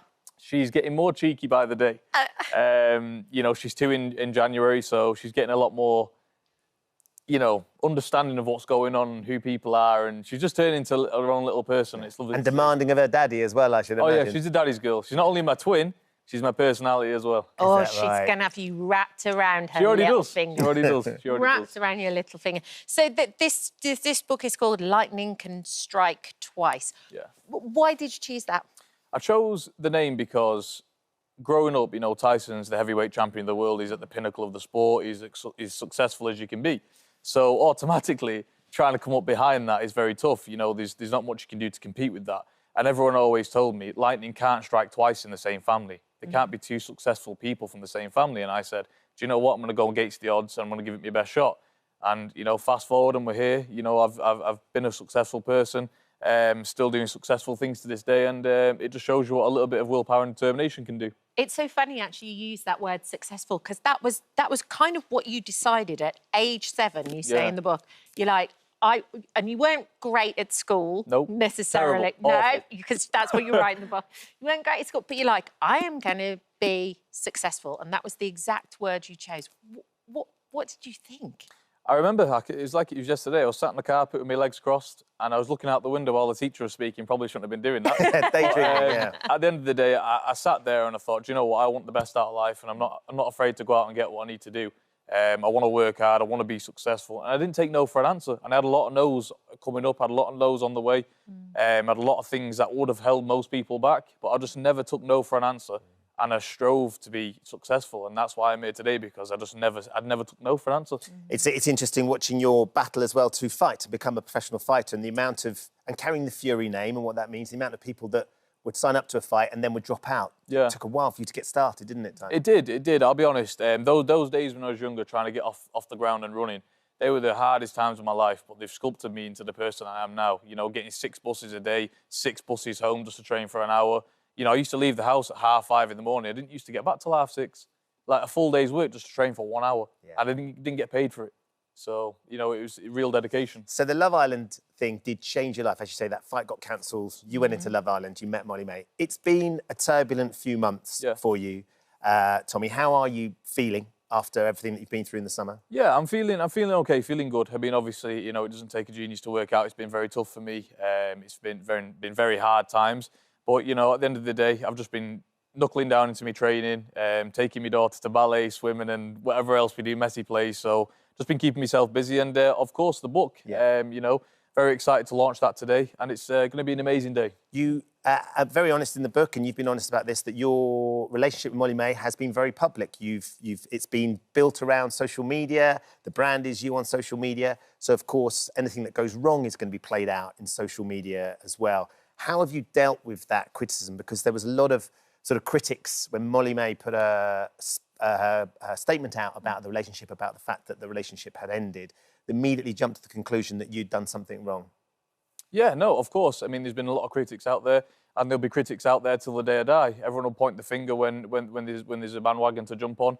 But at the end of the day, you know, out of respect to Molly and out of respect to myself and, you know, our relationship and, you know, to us, you know, I'm going to let us deal with that in private as much as we can. At the end of the day, you know, I'm just happy to be here today and talk about my book, and I want to leave all that stuff to me and Molly, because I think, you know, we owe the respect to ourselves to do that. You did add an extra chapter, didn't you? Yes. And there is one accusation that you have addressed, which is this accusation that in some way you cheated on Molly. Yeah, like I say, I'm going to leave all that stuff, you know, for me and Molly to work through, because at the end of the day, a lot of stuff's been put out there. You know, the whole world's seen what we've been going through for the past, you know, month or 2 months, however long it's been. And, you know, in the book, you categorically deny it. Yeah, I added a last chapter in there, and what I did was I talked about all my feelings leading up and how I felt during this time. So it's all in the book. Like I said, I felt freely in the book to speak, so that's why I added the last chapter in, to keep everybody up to date. And in there, I've talked about my feelings in the past 2 months, and it has been tough, but, you know, you can read about it all in there. Yeah. I think it's so easy for the media to kind of class one person as a villain and the other as a victim, and and I think that by doing this, you do clear it up, because actually you want to be in a great position to co-parent with your daughter too. Yeah, definitely. I mean, like I say, me and Molly and Bambi, we are a family. We're a family unit, and we're going to tackle this in private. Yeah, yeah. Would you like to get back together? Because it seems like the two of you, well, the three of you are such a wonderful team. Yeah, like I say, it's my family. At the end of the day, I love them till the day I die.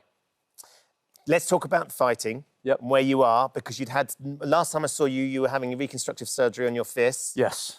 Where are you with that? Is there another fight on the cards for you, Tommy? Yeah, I mean, I'd like to get out in December, January, anywhere around that time.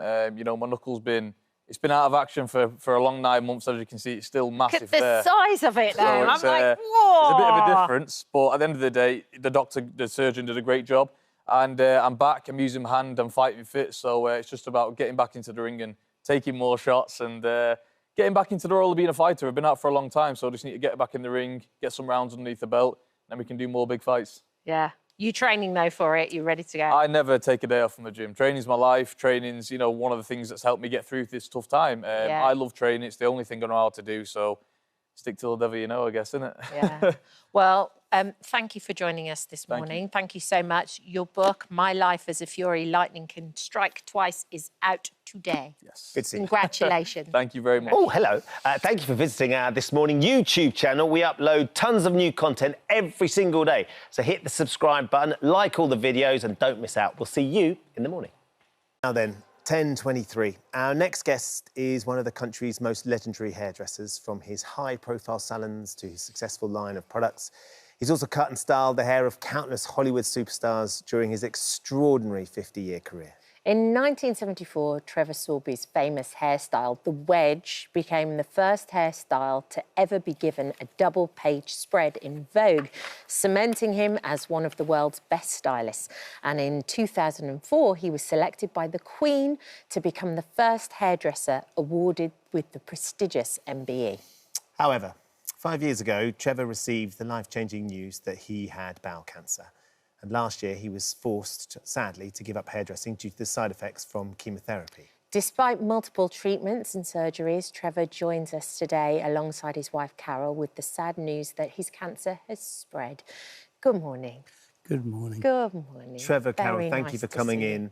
We've been reminiscing as we sit We here. have.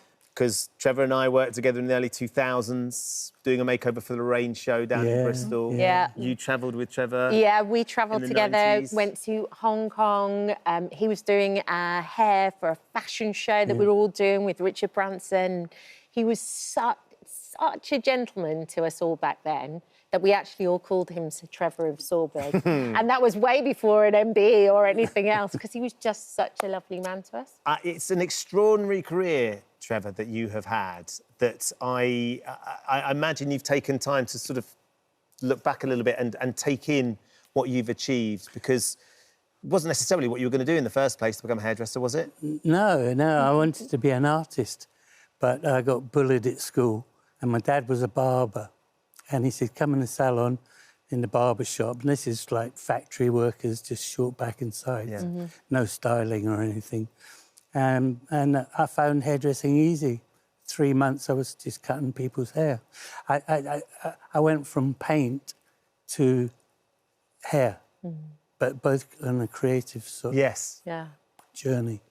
And you were prolific in the 70s. The wedge and the scrunch dry you created as well. That was your... I mean, they're all things now that you kind of take for granted. Yes. There's all stuff that's so sort of normal. But back then, they were groundbreaking, Trevor. Yeah, and at the time, you don't know you were groundbreaking anything. You're just doing what you feel natural.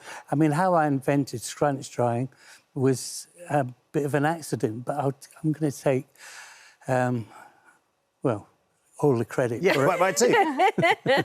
Run with it. I had this lady with long, thick, red, porous hair, and these were ladies at lunch and, you know, that type of atmosphere. And she wanted it dried with my hands, you know. And I said, look, can I speed this up a little bit? And she said, OK.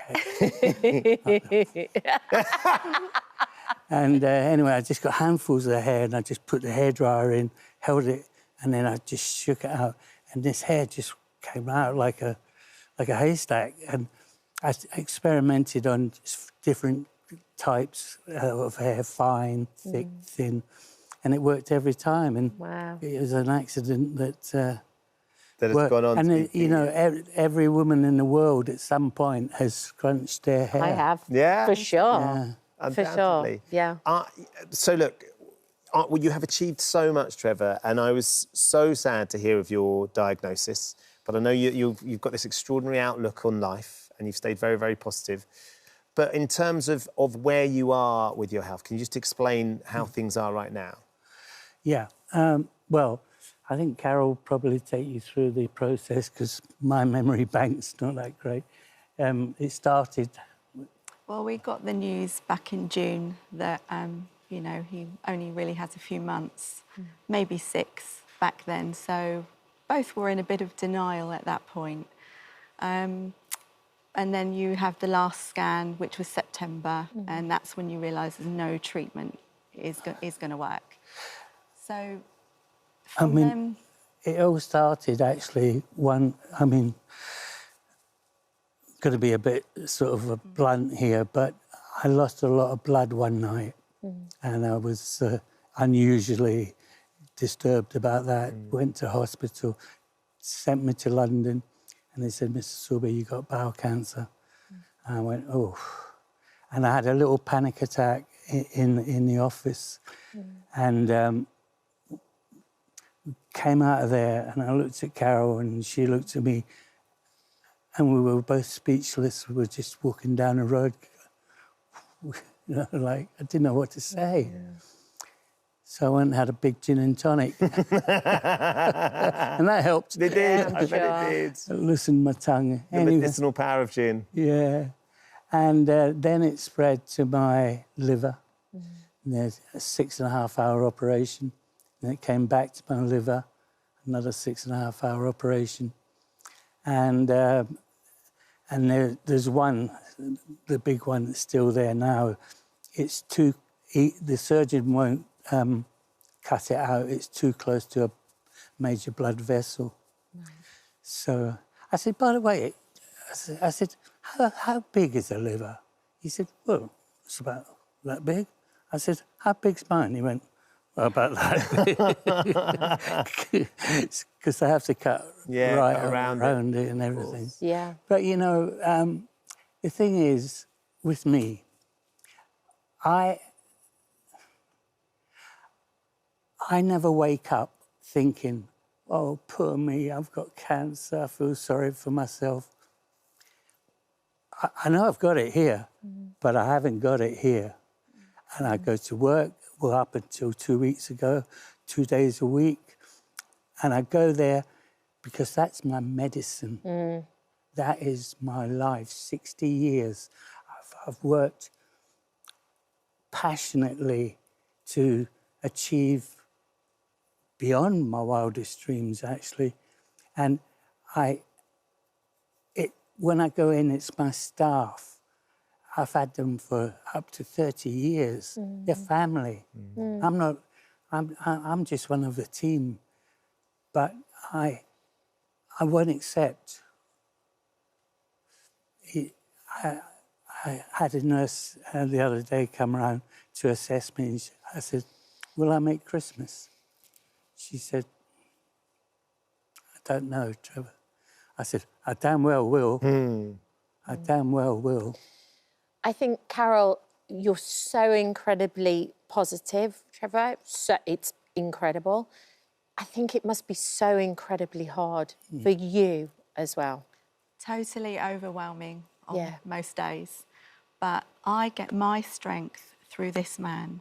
He's guiding me through a good death. Yes. Lorraine touched on that on one of her programmes, living a good life, dying a good death. And up until then, I hadn't thought about that.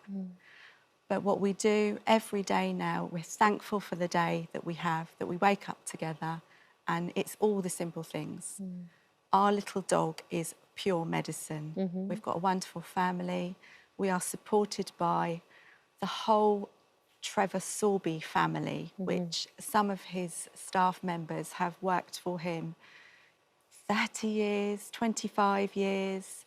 There's more than 20 people that have worked for him up in those numbers that are family, and we're all being guided by Trevor.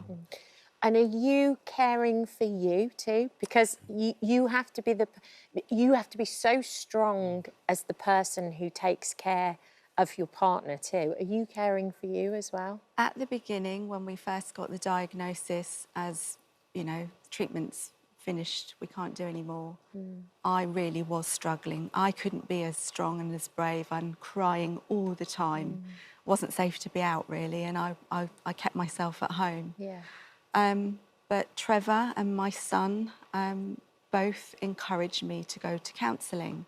I thought, a great idea, actually. Why? I've never been anxious, and I've actually started bereavement counselling, which I didn't know you could do before.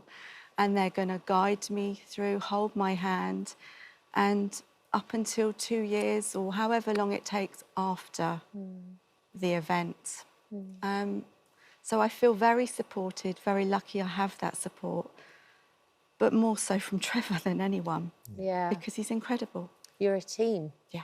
You're a team. Trevor, it's a real treat for us to have you on today, for you to be so honest and share such devastating news, but equally for us to be able to touch base and celebrate what an extraordinary life. And there's a reason those people have worked for you for 25, 30 years, because you have such generosity of spirit.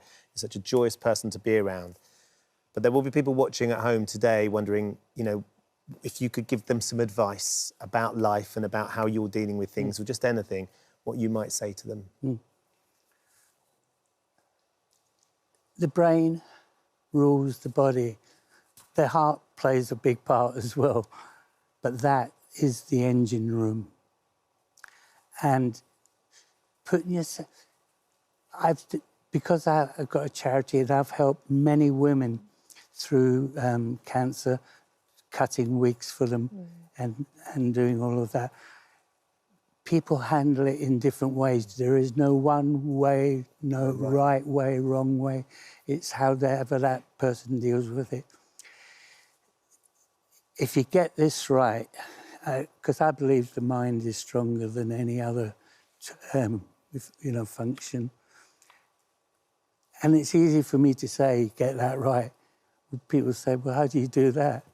Well, I don't know is the answer, but it's the way I'm made, I guess. But you can fight this. And doctors have even said, Trevor, you know, you're breaking medical science. You shouldn't be here right now. I'm like, I ain't going nowhere, mate. I'm squeezing it in. And, that, you know, the most important thing is, like, last night, we went out and just had a lovely dinner. Oh. You know? And then the other week, I said to Carol, should we be teenagers? And You didn't get all smoochy, did you? Did you get a bit smoochy? Always. Oh, I love it. back row. No, we went and saw a film, which was rubbish, actually. But then we went and had a pizza afterwards. Do you know what I mean? Just being young. And just simple, for sure. It's like you mentioning the dog. It's all that. Yeah. It's all that. Look, it's. I don't want this to end. I don't want the conversation to end, but I'd never want it to end, Trevor. It's been a real privilege to have you as a small part of my life and professional life as well, and to see the joy that you've brought to so many people, and your legacy and the charity, my new hair that's still going on, and the people that you have helped and supported along the way, and your energy and your positivity and your light will continue to shine so strongly, Trevor. Thank you for coming in and being here. And Carol, thank you as well. Thank you for having You're us. a lovely team. Thank You're you. a lovely team. Still twinkling. Yeah. Thank you for visiting our This Morning YouTube channel. We upload new content every day. So go ahead and hit that subscribe button so you don't miss out. And we'll see you in the morning. Yeah, do. Lovely to have you here with us, George. Thank you so much for popping in. We were listening to that wonderful clip of Come a Chameleon, and the harmonica player in the video. Is that the harmonica player that actually plays the harmonica in the song? I don't think it is. No! We didn't The harmonica think it player was. is actually quite a famous guy called Judd Lander. Yeah. So actually, I don't know why he didn't get there. It was the 80s. If you didn't look right, you weren't in the video. Right, OK. Because we looked at it and we're like, he doesn't look as though he's playing that. Oh, Here we go, look.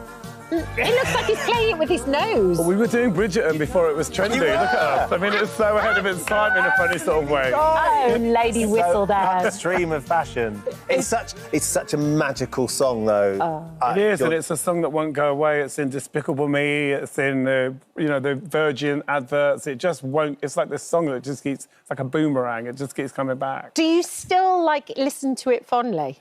Yeah, I've started doing this thing on my solo tour. I even opened with it one night. Did you? Which is so outrageous, because usually you save it to the end. That'd be the big one, Yeah. I was like, you know what? There's loads of other songs. Let me open with it. And it was quite interesting, because people were rushing in because they didn't want to miss the opening, because obviously people don't do that. But, yeah, it's just a great song. I couldn't write it now. Why? Well, I don't know if I would. In what way? Because of the... I don't know, just that particular song, it's like... Who really knows why a song's so popular? Yeah. I mean, sometimes it's repetition, familiarity, because, really the repetition is the backbone of genius. You hear things over and over and they sort of become part of your DNA, and it's just one of those songs. No one liked the song when I brought it to the band. Really? They always said it was rubbish. Because they thought it was too poppy. Which is anything too poppy? Can it ever be? They've eaten their words. Do you enjoy reminding them of that? Should we play that really poppy song now, boys? All the time. Always say, we should have kept the publishing. But it's fascinating, isn't it? Those moments in time that still are here now, you can still enjoy, because you and the boys are going back on tour all together. We are doing a celebration of our first two albums. So Kissing to Be Clever and Colour by Numbers, absolutely in order. Which is As they are on the album. Exactly, and they're quite short, those albums. The first album's only about 35 minutes long. Because we just didn't do, it's all about choruses. Yes. Yeah. It's funny because I've been re-recording the songs as well, and it's just so brilliant when you climb into them and you think, what was I thinking when I wrote those lyrics? They're so almost like beautifully naive. Yeah. And what's the difference, do you think, between touring back then and touring now?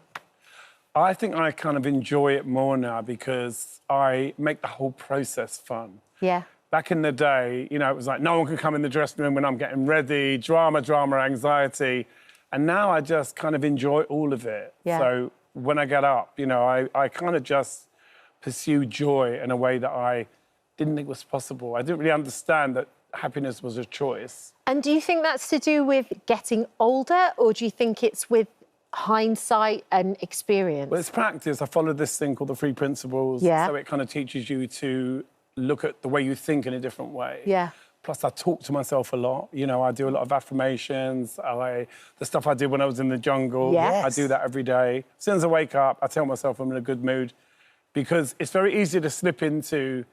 I would say to people who say I'm not a morning person, it's like you're just making it a reality. Yeah, You know what I mean? for sure. I really do think that happiness is definitely a choice. I wish I knew how to have fun in the way I do now. Yeah. But, you know, everything's now, isn't it? Yeah, I enjoy for it. sure. You learn from life as you go along. Yeah. And you've got some very special guests on this tour. Who's Tony Hadley, Yeah. Heaven 17. Would you have been back in the 80s, though? Wouldn't Culture Club and Spandau Ballet have been sort of major rivals? In principle, but I mean, I know it's we were different doing the thing. same thing. We Yeah. came from the same kind of scene, you know, Yeah. part of the new romantic scene. Yeah. Spandau Ballet. But one funny thing, because Gary always says to me that I walked up to him and said, you know, your band's never going to get anywhere. Gary Kemp.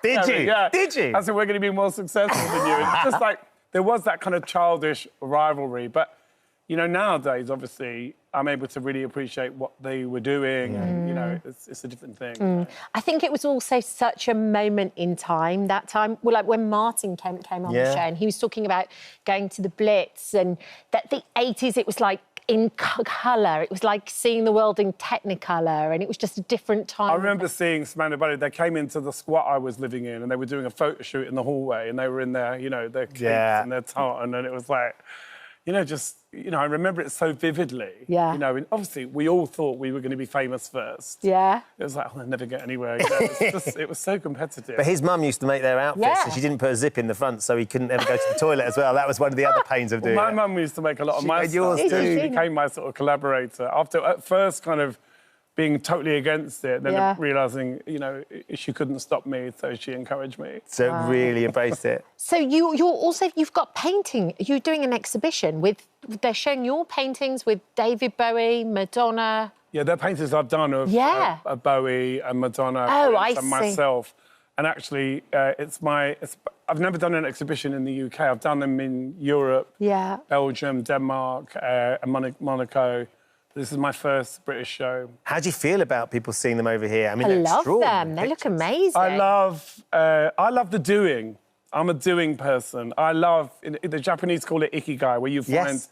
I love to get up and I love to work on things. People always say to me, you never stop. And I'm like, what does that even mean? Yeah. Because if you make your work fun, it's not work. Yeah. And you've got a new song out as well. I've got a song up for Grammy. No, it's not nominated yet, but it's considered. I've actually got 2 songs up for Grammys.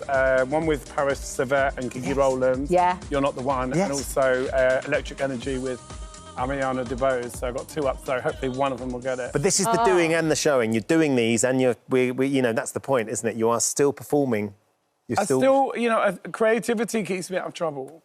That's the best way. Which is always good. You know, using my hands and my imagination, it just keeps me out of trouble. Well, long may I it love continue. Yeah, for sure. We like you Your getting in UK and trouble. Ireland tour, you're going away with Tony Hadley, Heaven 17, and the tickets are on sale. Yeah. Absolutely, and we're sold out in Wales. They love me in Wales. Thank you, Wales. God. You know what I mean? Thank you for coming today. Thank Lovely you. to meet you. Yeah, God bless. Thank you for visiting our This Morning YouTube channel. We upload tons of new content every single day. So hit the subscribe button, like all the videos, and don't miss out. We'll see you in the morning. It's so lovely to watch. Sue Barker and Phil What was the Tucker answer? joining us now. Must have been bold. Must have been bold. Batting away from the fast bowlers going, ah. Why did you like batting last? Because I didn't like walking off on my own. But it is when you watch it like that, just those kind of isolated clips, you see just how much you all love hanging out and what great mates you are. Yeah. And you all take the mickey out of it, but Yeah. but it's a pleasure to watch because of all It's a those pleasure to take the mickey out of them as well. Absolutely love it. It's just so easy as well. They just push them out. I just dash them down. You know, it's like they just they give me so much banter and so much Fodder. ammunition to do damage to them. But It's there great. are, you know, when you look back at what an extraordinary series The Question of Sport always was for all of us as we've gone through over the years. There's just so many iconic moments, so many iconic sportsmen and women. I always wondered Tuffers, because I was lucky enough to go on one Christmas special. It was just an ambition to go on, which I Very love. good you were as well. Yeah, you were good. He's very competitive. That's the thing. The good thing was I was on Tuffers team. But I just always, what I marvelled at was the sportsmen and women wanted to come on. They wanted to be tested as well, didn't they? Absolutely, and they loved it. Loved every single minute of it. It was great just to see people, you know, in the green room and what have you. It was like the dressing room. You know what I mean? We was all having a bit of a chat and having a banter, slightly more relaxed than when you're, you know, on your starting blocks at 100 metres or something in the Olympics. So it was just lovely to see everyone. Yeah, and we'd all go out for dinner after, wouldn't we? Absolutely. All go and have a bit of dinner and a drink afterwards and what have you. So, yeah, it's great to be back. Isn't it? Well, not back, but just going to be doing the tour. You're doing a tour. We'll go on to that. Because you were a contestant, Sue, before you got asked to host the I mean, show. I used to watch it with my dad. I mean, I'll go back way. And then I was thrilled when I came on as a mystery guest, and then as a guest, and then wonderful David Coleman, who had presented it for so long, asked me to take it on. So it was, oh, there he is, look, the man himself with Beefy and Bill. You know, wonderful. There was a lot of strong moustache. And some very dodgy jumpers. But there are so many iconic moments to it. Even for me watching it, when I remember my dad watching it, and you'd sit at home and you'd remember how Emlyn used to giggle and break down into... And the one where Princess Anne went on as well. Do you remember that? Yeah, and Emlyn put his arm round her. He's royalty, Emlyn! Yeah. The Men in Black nearly came in and sort of like sorted it out. Excuse me, Emily. What I think we all... It's got such nostalgia as well, though, Tuffers, because we all can remember watching it. And I think one of the things that I struggled with a little bit from the outside was how it ended for you guys, because it wasn't necessarily how you would have chosen for... I mean, these things are never going to be easy. No. But it wasn't necessarily how you would have chosen for it to end. Well, no, for sure. But, I mean, I think... I just look at it as we had a fantastic time doing it, really. You know what I mean? I was very lucky, as you said, being on there about 10 or 11 times as a guest, and then to be asked to captain in it was a huge honour. Did it for 13 or 14 years, met these guys, had a great laugh. And so, you know, you can't do it forever, can you? You know what I mean? No, it's not. You know, it's their show. They have the right. They wanted to make changes and do everything, and that's absolutely fine. You know, we totally accepted that. It was just the way it was handled. Yeah. But you know, it's all gone now, and we're back together. Time's a great healer, and the lovely thing is that the three of you are going on tour. A Question of Live. Yes. Tell us a little bit about what people can expect on the tour, Sue. Oh, a lot of brilliant answers from... Oh, no. Well, no, sorry, that probably went... I've switched off a little bit, I must admit. You're not as sharp as you were. I'm not That sharp. is a worry, because you were never that sharp. If I'm honest. Very cheeky. You could be a captain. You're on. So cheeky. No, we're going to have a lot of audience interaction. We ask the audience because they need a bit of help. Ooh, and that's and of course, we'll definitely have the charades game. So Yes. where Picture Tuffers goes board. into his own Picture board. hopefully as well. Yeah. So. Is it actually going to be a competition on the stage? What's the format? Yeah, it's very much like the programme. So Right. 2 teams of 3 and different rounds over 2 halves. And we will get a lot of audience interaction because that has worked really well when we did the tour a few years ago. And helps him out a little. Yeah. And you're going all around the country? Special guests, special... Oh, you got some special guests coming in? Oh, yes. I mean, it's going to be a sporting who's who, basically, because a lot of people wanting to come on. We're going to get you on. I'd love to come in again. I would absolutely love it. Do you want to be with me again? Of course I would. Unbeaten, Tuffers. Did you ever run the stats on who came out on top across the series? I should imagine it might have been Matthew. What I love about all of them is they're all so competitive, so we couldn't have you on without having our own little quiz with you, if we may, to indulge us. This is a little bit of what you're going to get. Very serious. Yes, this is a question of you. Ooh. Look, I've got graphics. Wow. Push the boat That, and we're giving away £20,000. I mean, good Lord. No wonder we won't things are make falling it till apart. summer. Right then, so we've got a question for each of you about your fellow hosts on the show. Okay. Interesting. Okay, so Phil, here's a question for you about Sue. How many minutes?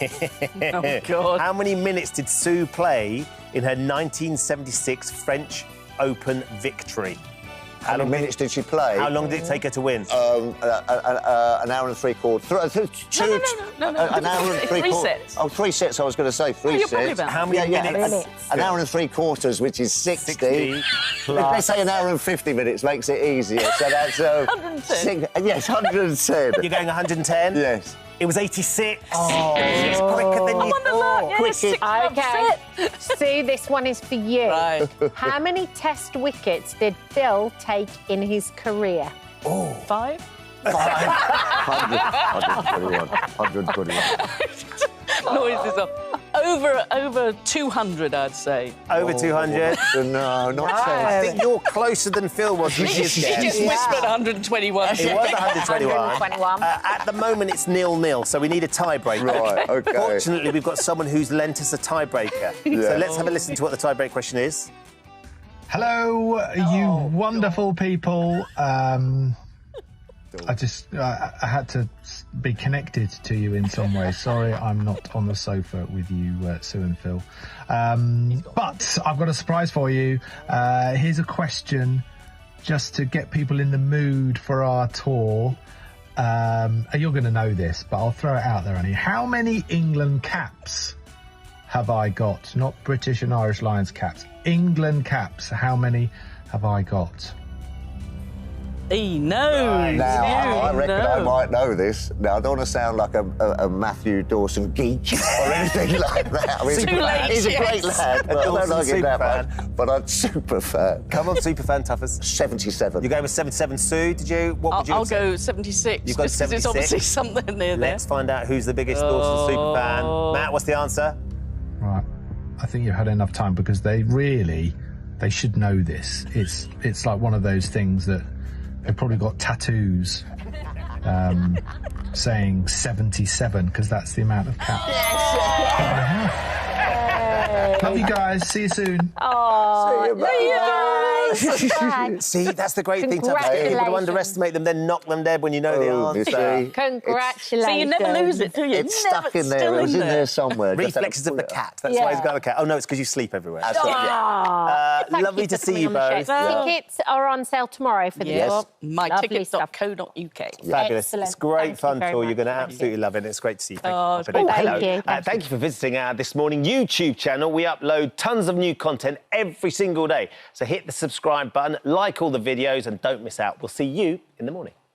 Our next guest is on a mission to help us all better understand our finances and put pounds in our pockets. And broadcaster Steph McGovern is doing just that on a hit podcast, The Rest is Money, which has had an incredible 7 million downloads. I mean, how do you even compute I know, I can't. I know, because when I think about it, I just think maybe, like, my mum and dad will listen and that'll be about it. And then you're like, 7 million, where did they all come from? It comes from quite a salubrious stable, though, doesn't it? Yes, it does. You know, Gary Lineker is taking over the world with podcasting. The rest is football, the rest is entertainment, the rest is history, which is obviously where the phrase comes from in the first place. The rest is politics. Yes. The rest is politics US. Yeah. I think I listened to all of them as well. Did you get sucked in? Yeah. But they're brilliantly made. I think I love podcasts. I love long-form interviews and stuff. Yeah. And I love how you and Robert go about the subject matter in a way, because I'm not brilliant at understanding all that sort of stuff, in a way that I can enjoy and understand. Do you know what, though? You saying that, I'm not brilliant at understanding all that stuff. Too many people say that, and I think that's the issue, is like, finance and what's going on in the world with the economy shouldn't be something that people feel like that about. We should all be empowered, because essentially we're all part of it. And so that's kind of why I do it, really, and why Robert does it. We're just like, let's get people to understand so that they can make better decisions about their money, and they can see where it's all going and just see the little tricks everyone uses to try and get you to spend more money, things like that. I think also because of the language that's used and the jargon, it's almost like it puts people off even getting involved just even a little bit. You don't have to have an economics degree to know what's happening. Yeah, that is absolutely it. It's that thing, you know, if you look at, for example, I won't go into what it is, but one of our episodes, we did a full series on it, is about limited derivative investments, which you're like, what? But it's the reason, fundamentally, why we had that whole mini-budget crash with Liz Truss. It's why interest rates went up. It's why all of our mortgages went up, if you have a mortgage. Or, you know, if you rent, possibly why your landlords put the rent up. So we want to kind of break that down and go, they, you know, it's in the financial institution's interests for us to not really understand this because then they can make more money out of us.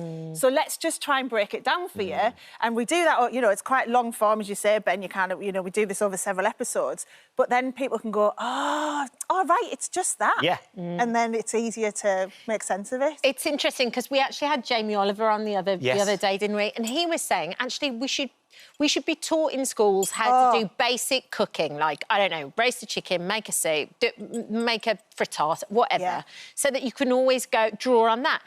I feel like at some stage, you know, people would like to own their own home and get a mortgage, and it's all things that you want to do. Yeah.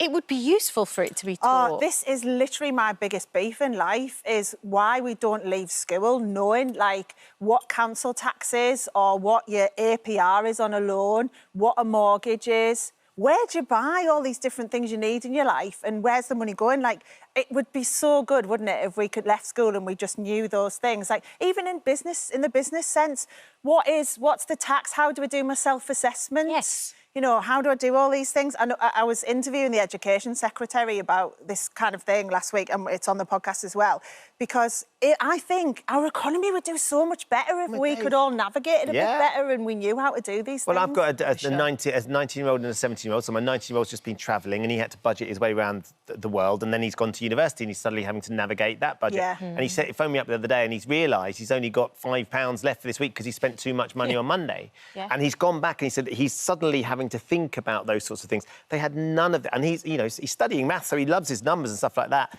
They had none of this practical life skills, certainly with finance. Martin Lewis has talked about it for years. Why is it not on the curriculum? Certainly when you get to an age where it's suddenly going to become tangible. It seems extraordinary. Yeah, because I once interviewed this maths professor who, you know, has done all this hardcore pure maths, probably like what your son's doing, and he was saying he got his tax return wrong.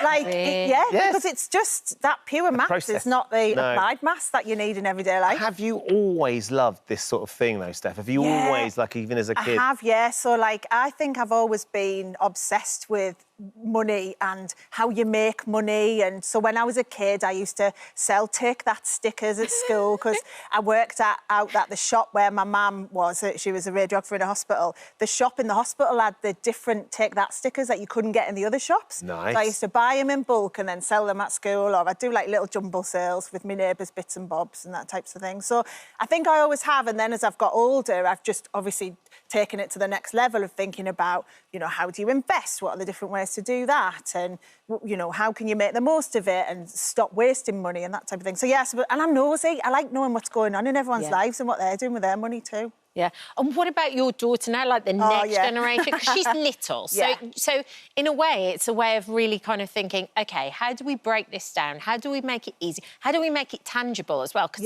at the moment, we're all on our... We've got everything on our phones. It's almost like real money doesn't exist anymore. Yeah, it's much more difficult now to teach kids about money, as you say, because you don't have the coins to go, this is £1 and this will get you well, hardly anything these days. But, you know, these are these different bits. And so what I've been doing with my little girl, she's just started school, she turns 5 soon, is showing her, like, transactions. I know this might sound a bit mad, but just saying to her, right, she understands about, you know, how you pay with your phone and your card and things. It's just saying to her, right, that costs £10. So, you know, that's the equivalent of that toy or this and that. And I'll say to her as well, like, and I'll show her the cash equivalent too, because I think that's important, is just to give that kind of tangible sense, as you say. But also I say to her, one of the things with her now is I'll say to her, if she doesn't want to go to school, or if she's like, oh, why can't we do this? I'll say, well, I've got to go to work and earn some money. You've got to go to school and get smarter. And then we'll be able to have nice weekends and nice holidays. And she said to me the other day on a weekend, she was like, can we go to the cinemas? And I was like, oh, no. And she went, you need to go to work and get some money and then we can go to the cinemas. I was like, all right, love. I love it. A little mini J-Lo in the weekend. Love that. She is listening, though. Now, you've got some tips for us and for our viewers here, Steph, that you can share. 3 tips that you think are going to be able to help us. Yeah, so fundamentally, the thing I would say is always make your money pay. So when you are spending money, always think about rewards you can get for it. So, for example, I always use my credit card that gets air miles on it to buy everything, all my daily stuff. Obviously, you've got to make sure you pay it off at the end of the month, otherwise you'll be paying interest and all that. But they can soon rack up if you're using it for everything. And again, businesses are desperate for you to spend your money with them. So make sure they reward you for that, like your loyalty cards, obviously pretty much every retailer has some type of loyalty now. Even like your local independents will have coffee cards or whatever else. So just make sure you do that. And just there's other things as well, like cashback rewards. You can, you know, I'm sure Coupon King has been on here and told you about those. So I always think make your money pay. That's the first thing I would say. And then the other thing, and you know, I've throughout my life have been called Spreadsheet Steph because I'm always like, what's coming in, what's going out. Does it give you joy when you see it fully? Yeah, it does when I fill out my little... But there's loads of easy ways to do that now. So I just say spreadsheet your life, because if you are constantly looking at what's coming in and out, and there are loads of apps to help you do this now, like Plum, Good Budget, Spend Tracker, all of these apps will do it for you. So it might be take a photo of your receipt or just basically fill in the different bits of information about your bills and everything else. And you'll then see where you're spending money you don't realise is racking up. So the obvious one is something like coffee. You might be paying a couple of quid a day and you might be thinking, right, we need to save for the holiday. Where am I spending my money? What's coming in and out? Oh, my God, we're spending 50 quid a month on coffee. We don't need to do that. Unless you actually see it written down, you don't think about it. I mean, it's obvious when you see it, but so many people don't do it because, as you said, Kat, you're just magically using your phone all the time. And then the third thing I would say is, for me, you think about making smart investments. There's the obvious things like you might want to invest in your house, buying a house. You might, you know, want to put money in a savings account. But the thing I'm really interested in at the minute is investing in startups. So there are loads of incentives around putting money into startups. And you might think, hang on a minute, don't you have to be loaded? Don't you have to be one of the dragons and have millions of pounds? You don't. So you can do it with as little as a tenner. So if you've got like a tenner to spare, you might want to use one of these sites like Crowdcube or Seedrs. It's just changed its name to Republic Europe. But these types of platforms will tell you about all the different companies out there that are looking for investors. And then you can put in a bit of money and you'll get a tiny bit of equity in that business. But a couple of things that come with it is sometimes product discounts. So they might say, if it's like some type of cafe or whatever, they might give you a bit of discount. They might put your name up on the walls, things like that. There's loads of different things. But there's tax incentives too. So the money you put in, there's often tax relief if they're part of a scheme, which a lot of them are, where you can claim back half of that money you've put in against your tax. So there's that type of thing. And then also, it might be a company that ends up doing really well. You never know. And it's exciting to watch, to see how they do and what's going to happen next with them. And you can put as little as a tenner in if you want to. And especially if you like the products too. Yeah, well, that's great. it. I've just enjoyed it. I've got like a little portfolio and I'm going on and going. And some of them are really cool inventions. And, you know, it gives you a good sense. But you have to be aware you can lose your money. You know, that's the thing with all of this. If they go bust, that goes. But there's that tax relief there. Some lovely tips there. We'll make sure that they go on the app so everyone can go back and study them and make sure they do them. So thank you for popping in. Amazing. Thank you. Really loved it. There are new episodes of The Rest is Money every week, and it's available to download wherever you get your podcasts. Love you, see. Oh, hello. Thank you for visiting our This Morning YouTube channel. We upload tons of new content every single day. So hit the subscribe button, like all the videos, and don't miss out. We'll see you in the morning. Different Man is released in UK cinemas from tomorrow, the 4th of October. Yeah, Adam Pearce and Sebastian Stan joined us now. The reason we were laughing, because actually you were watching that, Sebastian, you were saying we had a lot of fun making this film. We did. I mean, it was really special, even from reading it, and, you know, just so unpredictable and a lot of fun. And we watched it yesterday, Adam, and it's a fascinating film. I think I sort of tried to write down, it's fascinating, it's intriguing, it's difficult, it's challenging, it's funny, it's heartbreaking, it's sad. It's a complicated, complex film, isn't it? And and it's really kind of genre bending. And full credit to writer-director Aaron Schoenberg. It was everything there was on the script. Like, no one's improvising, no one's like coming in and waxing lyrical or what have you. And he's a credit to himself for what he's done here. And we shot it in New York, 22 days. Also, we shot it on tape. We're on Super 16, which is another added little bit of pressure. But no, it's a thoroughly enjoyable experience. Got to work with this guy. Right here. So, and now out tomorrow, we couldn't be happier. And you play a character called Oswald in the movie. I mean, it truly is. You're absolutely right. It's like nothing I've ever seen before. You can't compare it to anything. You play a character called Oswald, and what's so interesting about the character is he's not black and white. He's not a hero. He's not a villain. He's just human. And he just turns up. There's no sort of like suspense or sort of like jump scare or any of the old tropes that we normally see around disfigurement of kind of villainy, victimhood, or false heroism. Yeah. He's just a guy that just charms his way through life, and then the audience are left to make up their own mind as to whether or not he's in the right place at the right time too much, or any of that regarding. And we should explain, Sebastian, your character starts the film with a serious facial disfigurement. With neurofibromatosis. Yeah. And then gets this miracle cure. Yeah, he's an aspiring actor and, you know, lives alone. And so in sort of some stereotypical fashion as we might have expected. And then he undergoes this surgery and sort of thinks his dreams are going to come true. And it's very much the opposite. And you actually wore some of the prosthetics. It was the same prosthetics, actually, as the Penguin. We had Colin Farrell in the other week. Yeah, Colin Farrell was in. But you actually wore some of the prosthetics as well, going around New York. How did you feel and what did you find?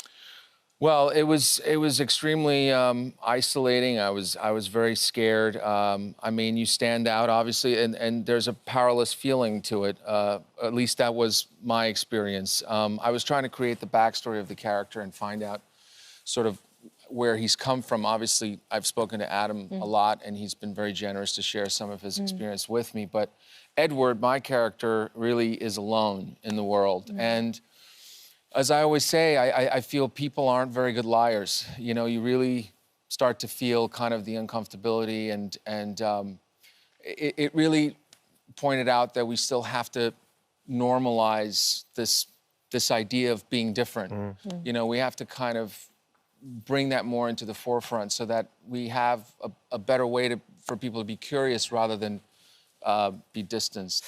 And from your perspective, Adam, I know you work closely with Sebastian on this, but to have the Winter Soldier, somebody who is known as a superhero character in a big film, playing this role that is reflective of your life. And I know that he was trying to sort of mimic some of your movements and some of your rhythms and patterns. How does that feel for you, and what was it like? I mean, if you're not going to go into this wanting to be open, honest, and vulnerable with each other as actors, we've got no right to ask the audience to do the same when it comes to the finished product. And if you're going to do something, you've got to do it well. And that was like really important from day one to kind of hop on a Zoom, be really emotional, honest to the point of being visceral, to help sort of like equip each other to be able to do this and to get the best performances we could on tape at the end of the day when it's all said and done. And I think we got there. So that's for the audiences to decide tomorrow. Oh, well, I mean, from our perspective, it is an extraordinary watch. It really is. And asks you questions all the way through. You're constantly asking, about how would I react and what's my approach to these things, which I think is what it is. I love the fact, though, Sebastian, you work closely with Adam on this. Your new film that's coming out, Donald Trump, you're playing Trump. Have you been working closely with Trump as well? What did you do? Adam, I should have called you as well for that. No, he seems to have his hands full, so I was on my own there. You often talk, I think, in the past about you making decisions. You're worried about making decisions that will be a mistake. Is that, I mean, because some of these roles, they're really challenging, and you take and play a character like Donald Trump in a role that's coming up to an American election. Is that one of those things that your friends were saying, are you really sure you want to do Donald Trump? A lot of people told me to not do it, and I can understand that, you know. But I'm at a place in my life where I want to ask questions, and not just for myself, but I want to be part of a conversation that I think reflects the times that we're in, brings up issues that maybe are not always comfortable, but tries to get a little bit closer to the truth in some capacity. And I don't know how else to do that except to try and go there into the storm, if you will. Yeah. And understand what happened. You know, we're talking about a man that is so beloved and so hated in all these extreme ways. And I think it's important to understand why. And how have you been doing the research for the part? Well, I mean, fortunately, there's a lot of material out there. I mean, information. He's not been shy, has he? No. Well, but I mean, going back into the 70s and the 80s, and really a time that many people have forgotten. You know, I mean, everyone's very familiar with him now, but back then, you know, he was very different, and there is, you know, there's the Rona Barrett that was really helpful. There's all his appearances on Oprah and Larry King, Barbara Walters. He was on the cover of GQ, Time Magazine, New York Times. I mean, all that stuff is available to people. So there was a lot to draw from. But it's interesting because it seems to me that there's a very different person there. And so how did it all evolve to this? Yeah, makes an interesting story. Is it true you used to work in cinemas and used to sell the popcorn? I did. I was an usher, yeah. You were an usher in the cinema? I can't eat popcorn anymore because I've eaten it so much now. But yeah, when I was 15, yeah. Amazing. And now you're making the films that everyone's eating popcorn watching as well. And talking about. Absolutely. And, pushing boundaries. Thank you both for coming in, Adam. It's lovely to meet you. Sebastian, thank you for coming in as well. As we were saying, A Different Man's released in UK cinemas from tomorrow, which is the 4th of October. It's a fascinating watch, and I think we'll ask lots of questions of the audience, which are the questions we want to be asking, right? Thank you. Great to see you both. Thank you for visiting our This Morning YouTube channel. We upload new content every day, so go ahead and hit that subscribe button so you don't miss out, and we'll see you in the morning. Completely hooked. You were watching it last night again, weren't you? And you just messaged me going, how good are they? It wasn't just... I didn't expect you to be that good. Well, I didn't expect to be able to do it at all, to be honest. Before we go into this, can I just say I've known Steph for years. I have never heard her go quite so Mackham as when the subject of both food and money was brought up in the same question. No, man! No, man! No!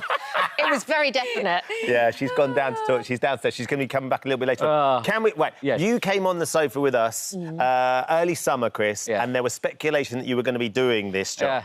And you sort of would neither confirm nor deny. Obviously, you have done it and you are blowing everyone away and we've been loving it. What were your expectations going into Strictly, and how has that differed to what's actually happened? So I had no expectations, really, because I didn't know what it was. and I couldn't... Go, like, if I do a TV show, I'll go back and I'll stick it on, see what it is. And you can usually get a good idea just by listening to it. I get nothing from listening to Strictly. And so I had no idea what a cha-cha was, whatever they are, the foxtrot, what's it called? The Foxtrot. Foxtrot, we've done that one, I can't remember. All these different things, I don't know how complicated they are, I don't know how good the people get at them, how rubbish the rubbish people are. And so it was so unknown. And so I had no idea if I could do it. But your wife and your daughter, I'm sure, knew the show, and had they sort of gone, do you know what? I think you'll be all right, or actually, crikey, this is going to be a real test. Everyone I knew thought, was like, how are you going to do that? You know, even my daughter said to me, no, Daddy, you'll fall off the stage and break your leg.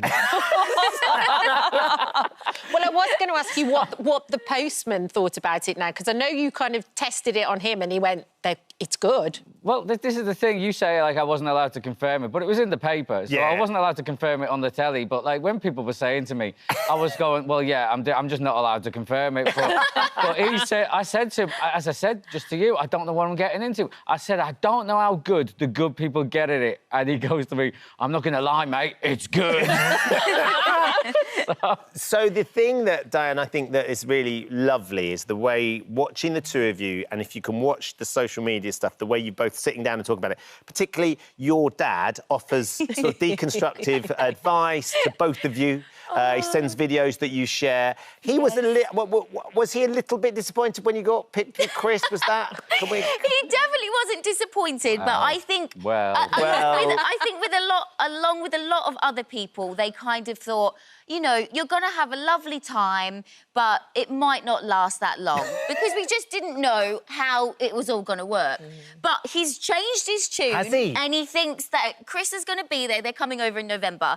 And so he's got to stay till November. He's got to stay till November, but he's convinced he's going to watch us live dance, and he's absolutely loving it. He calls me almost every second day, every day really, and wants to talk to Chris. Not me, wants to talk to Chris. So they're having little chats. But yeah, at the beginning he said to me, you know, Di, winning isn't everything. Just go out there and have a good time, and that's it. And now he's changed his tune. Hang on a minute. That's not what happened. Right? He didn't say that to you, right? Let's be honest about this. I'm not letting you get away with that, right? She said to me, Chris, I asked to be paired with you. I'm a big fan of your comedy. I really wanted to be paired with you. And then her dad let slip that she said to her dad, listen, Dad, winning isn't everything. Sometimes you've got to do a little bit of work for charity. Are you doing some care in the community? Is that what you're saying? Yeah. But that is You just are the dream team, right? I think I totally agree. Sums it up. And actually, Diane, you've made it work. Did you know what you were going to do or how you were going to teach this? Because so much of it is mirroring each other or copying movements or what. Did you have a plan? Well, I would say probably 80% of teaching I would show. Yes. That's the easiest way is to show someone what I'm trying to tell them. However, I can't do that with Chris. I had no idea how it was going to work.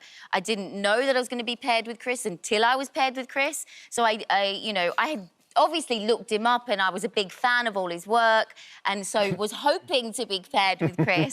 But we've just made it work together with, trial and error, isn't it? Yeah. Some things work, some things don't, but that's how we have to go through each week. And each dance is going to be completely different for Chris. This is the funny thing, is that, like, she didn't know who she was being paired with, but just before she came through the door and we met, they must have said to her, listen, you don't know who you're paired with, but when you go through that door, make sure you say who you are.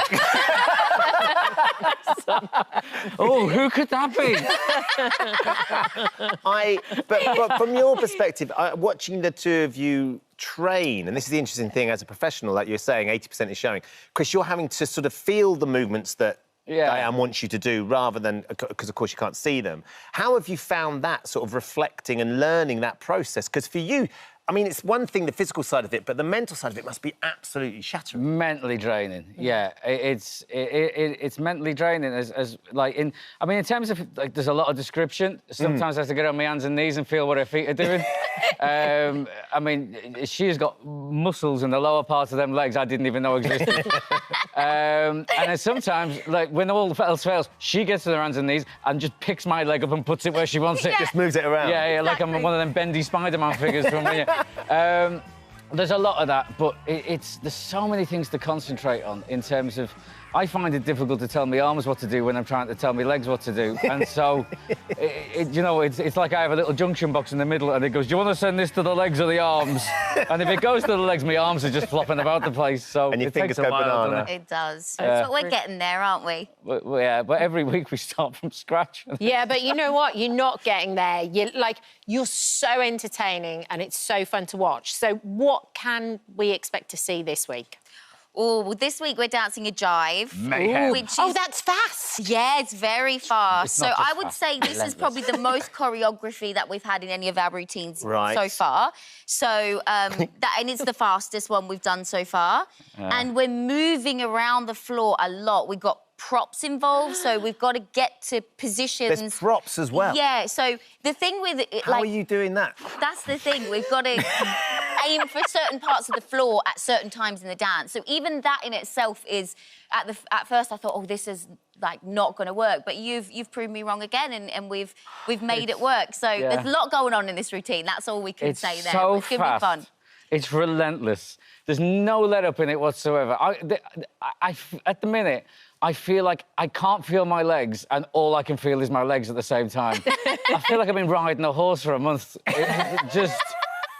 It is killing me. I spend about a third of the time trying to jive and 2/3 of the time lying on the floor trying to breathe.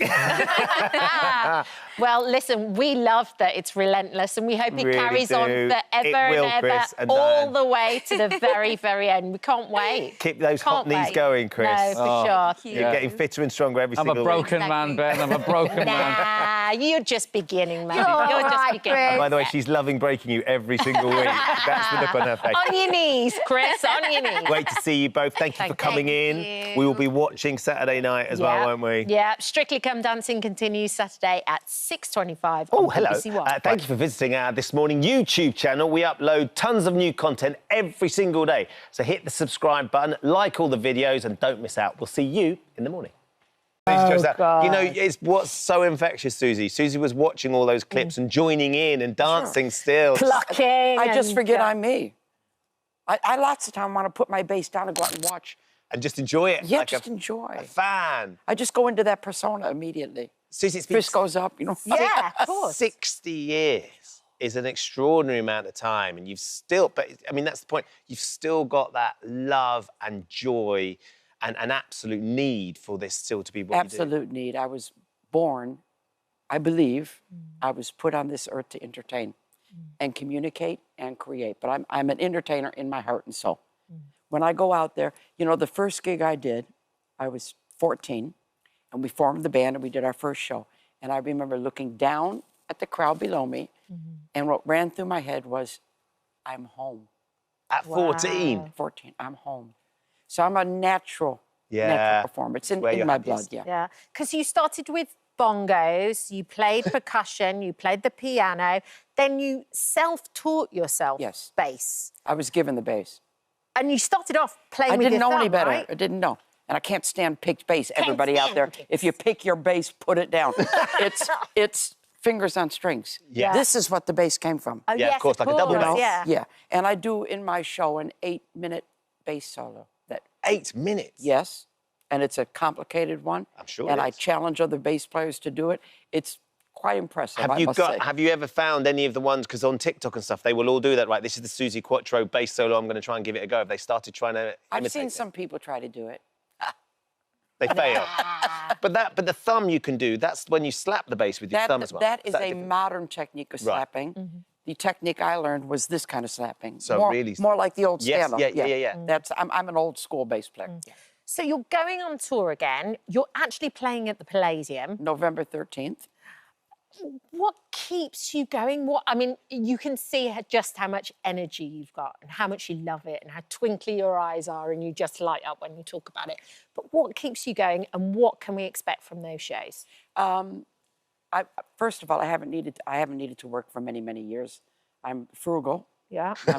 My mother was, we had 5 kids, so she taught me to be frugal. I don't know what I would do if I didn't do what I do. Yeah. It's just so invigorating. I'm high. It's a natural high. You come off the stage and you're up there for like hours. In fact, the loneliest part of that gig, actually, walking off the stage. I always tell my husband, I don't drink when I work ever, but I want my glass of champagne as soon as I leave that. Because you're like this, and then you go down these steps, and it feels lonely. in the dark. Oh, Yeah. you're really lonely. And a glass of champagne just gives you that little pep. Well, you don't crash to the floor. You go down slowly on the bubbles. Happiness in every bubble. Yes, that's what you told me. The 2 things in my dressing room, my bottle of champagne, which I don't drink the whole bottle, I always share it with everybody, and my hairdryer, because you're always soaking wet. Sounds good to That's me, my rider. Susie. It's all you need. That's all you need. I'm not a diva. Yeah. Sounds good And to me. director Nick has the same rider. Tell us about the Palladium, because that's going to be super exciting, and you're going to also tell stories. We're going to film it. You are? And it's going to be filmed. Film it. Oh, great. So anybody that comes to the Palladium, you better be good. Do your makeup. Because if you're not good, I'm going to make sure the camera zooms in on you, So I don't want any of this. I want this. There's screens at every gig on the store. And I take you musically and verbally through my life. Yeah. So you get the whole rainbow. I'm not just this. I play the song at the piano. Lovely. Just by myself. I play some drums. Yeah. I do the solo. So you're getting the whole story. The full quattro. You're going to be entertained.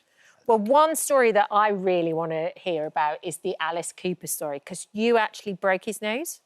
Did you break his nose? She broke his nose. Not the legend that is Alice Cooper. Yes. Go. And he still did a duet with me for this help. Because you've just written a song with him as well, right? Yeah. Irresistible. He's the first track He's we scared recorded. of you, that's why. I know.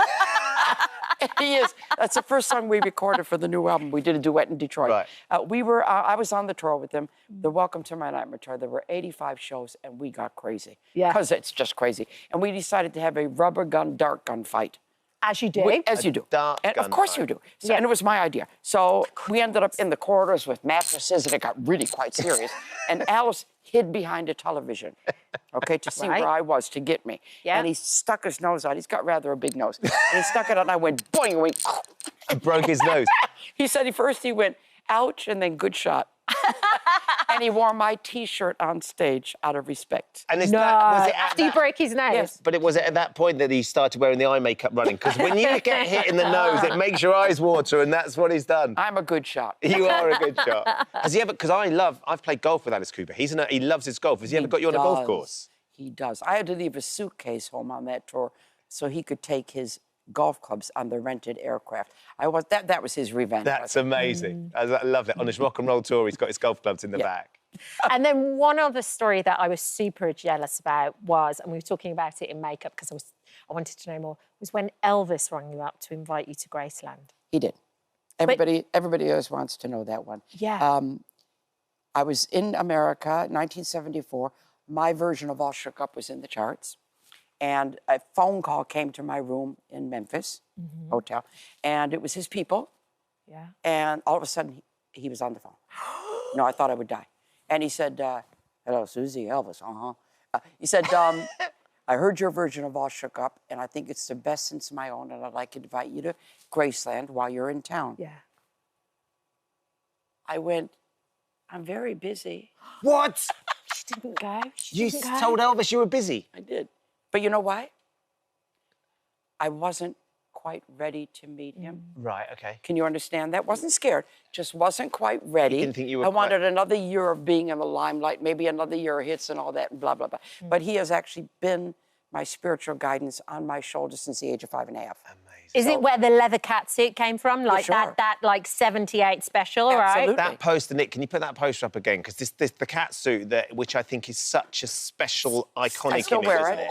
I still wear it. You still got it there, look. I mean, That's the iconic shot. And it was a battle for you to be allowed to wear that first time round. I couldn't quite believe this. That was me. Who thought that wasn't a good idea? It was leather was my idea with Mickey Most, bless you. He wanted me to talk about my image, and I said, I'm wearing leather, and he said, no. We had a big argument about it, and I got my way, of course, got my way. Cool. Yeah, that's in his office, actually. He must be around right now. And he said, okay, you can wear leather, but what about a jumpsuit? And I said, okay, and swear to God, I can be very naive. Right. My husband says it's part of my charm. I didn't know it was sexy. Right. No idea. What did you think it was? I thought it was quite sensible. It's quite tomboyish. I could do this. Wipe clean, You know, it's, and then we got the contact sheet back with all those pictures on it. And Mickey was looking to find the right one. Yep. And he said, come here, have a look. And I looked and I went, oh, dear. Oh, dear. Then I realized I didn't know. But that's true sex appeal. Yeah, for sure. When you have no idea. That's really attractive when you don't know. And I really didn't know. No.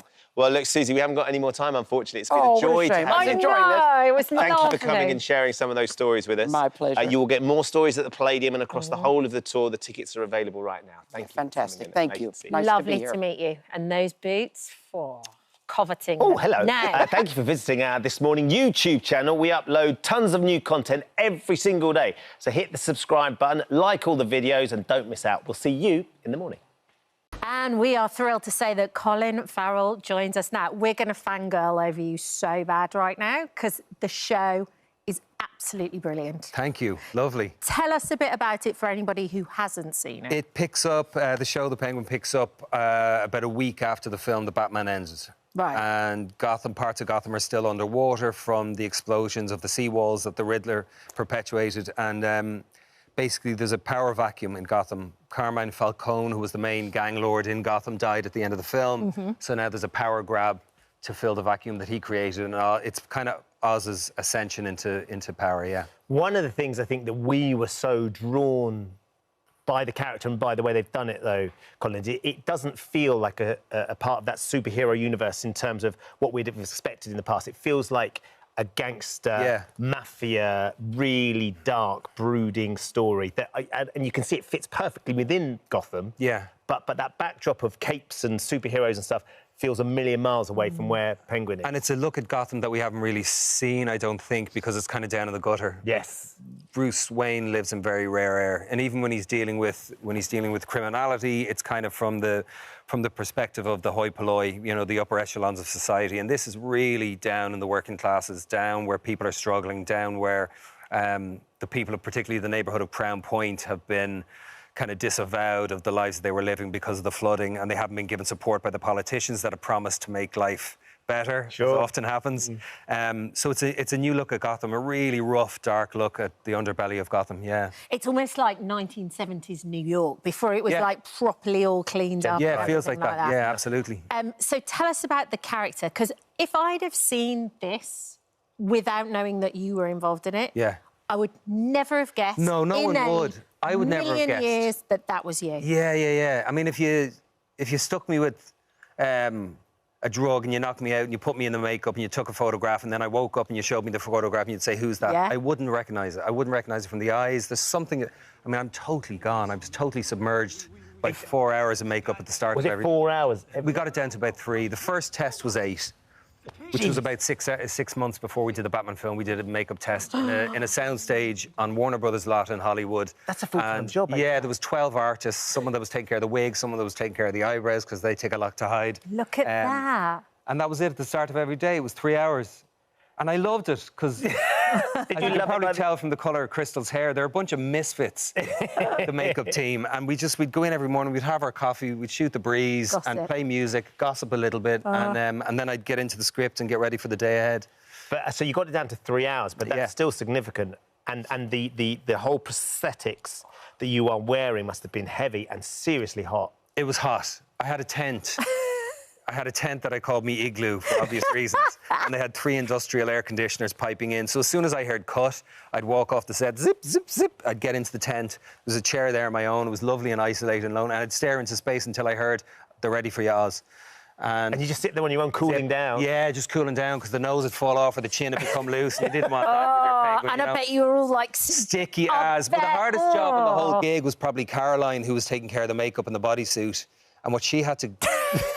what she had to deal with at the end of a 15-hour day, man, what she had to deal with. I can imagine. When I sweated through the suit so that you could see the shirt sweating, Caroline knew she was in for a tasty undress that day. But, I mean, there's practicalities around... I mean, if you're shooting all day, you know, there's practicalities around having that much prosthetics on. What happens if you need a comfort break?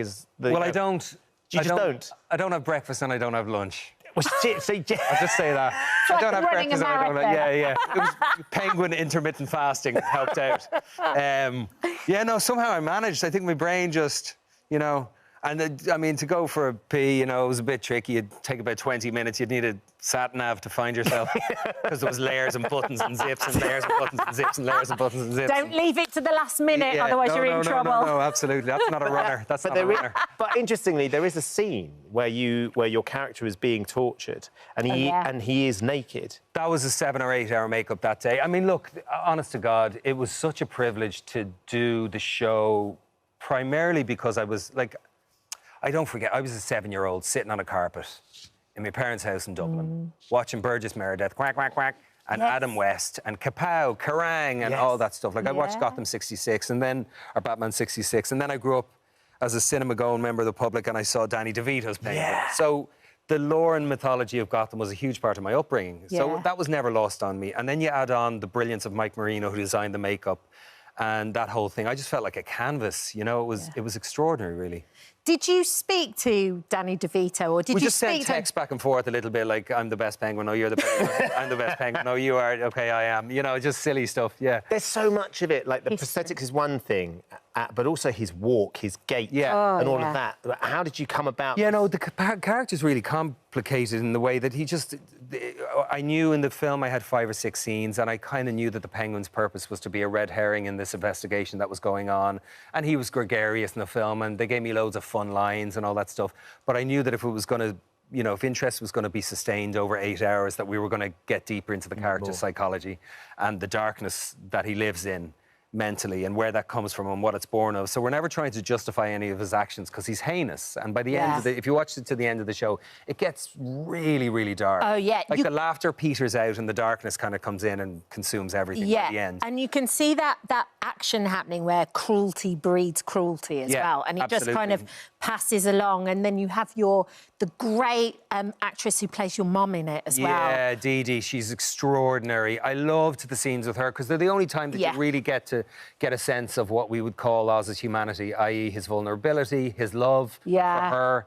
And also a little bit of why he is like he is. We've got a clip from tonight's episode, which is the two of you together. Cool. And this is you with your mum. All right, man. You promised me, Oswald. I deserve a better life. I won't be here forever. Well, none of us will. You know, but we got time. Just gotta be patient. Yeah, tell it to my headstone. Jesus. Is absolutely You were just saying, looking at that, it's still weird looking at it. You still looking for yourself? Yeah, well, I've been afforded more objectivity. Like, only 30% of the 8 episodes was ruined for me by my involvement. So usually it's 100%, you know what I mean? Yeah. Honest to God, I have Yeah. a little bit more objectivity just because it's so different, you know? Yeah. It's been so well received, though. It's breaking ratings records. So relieved, man.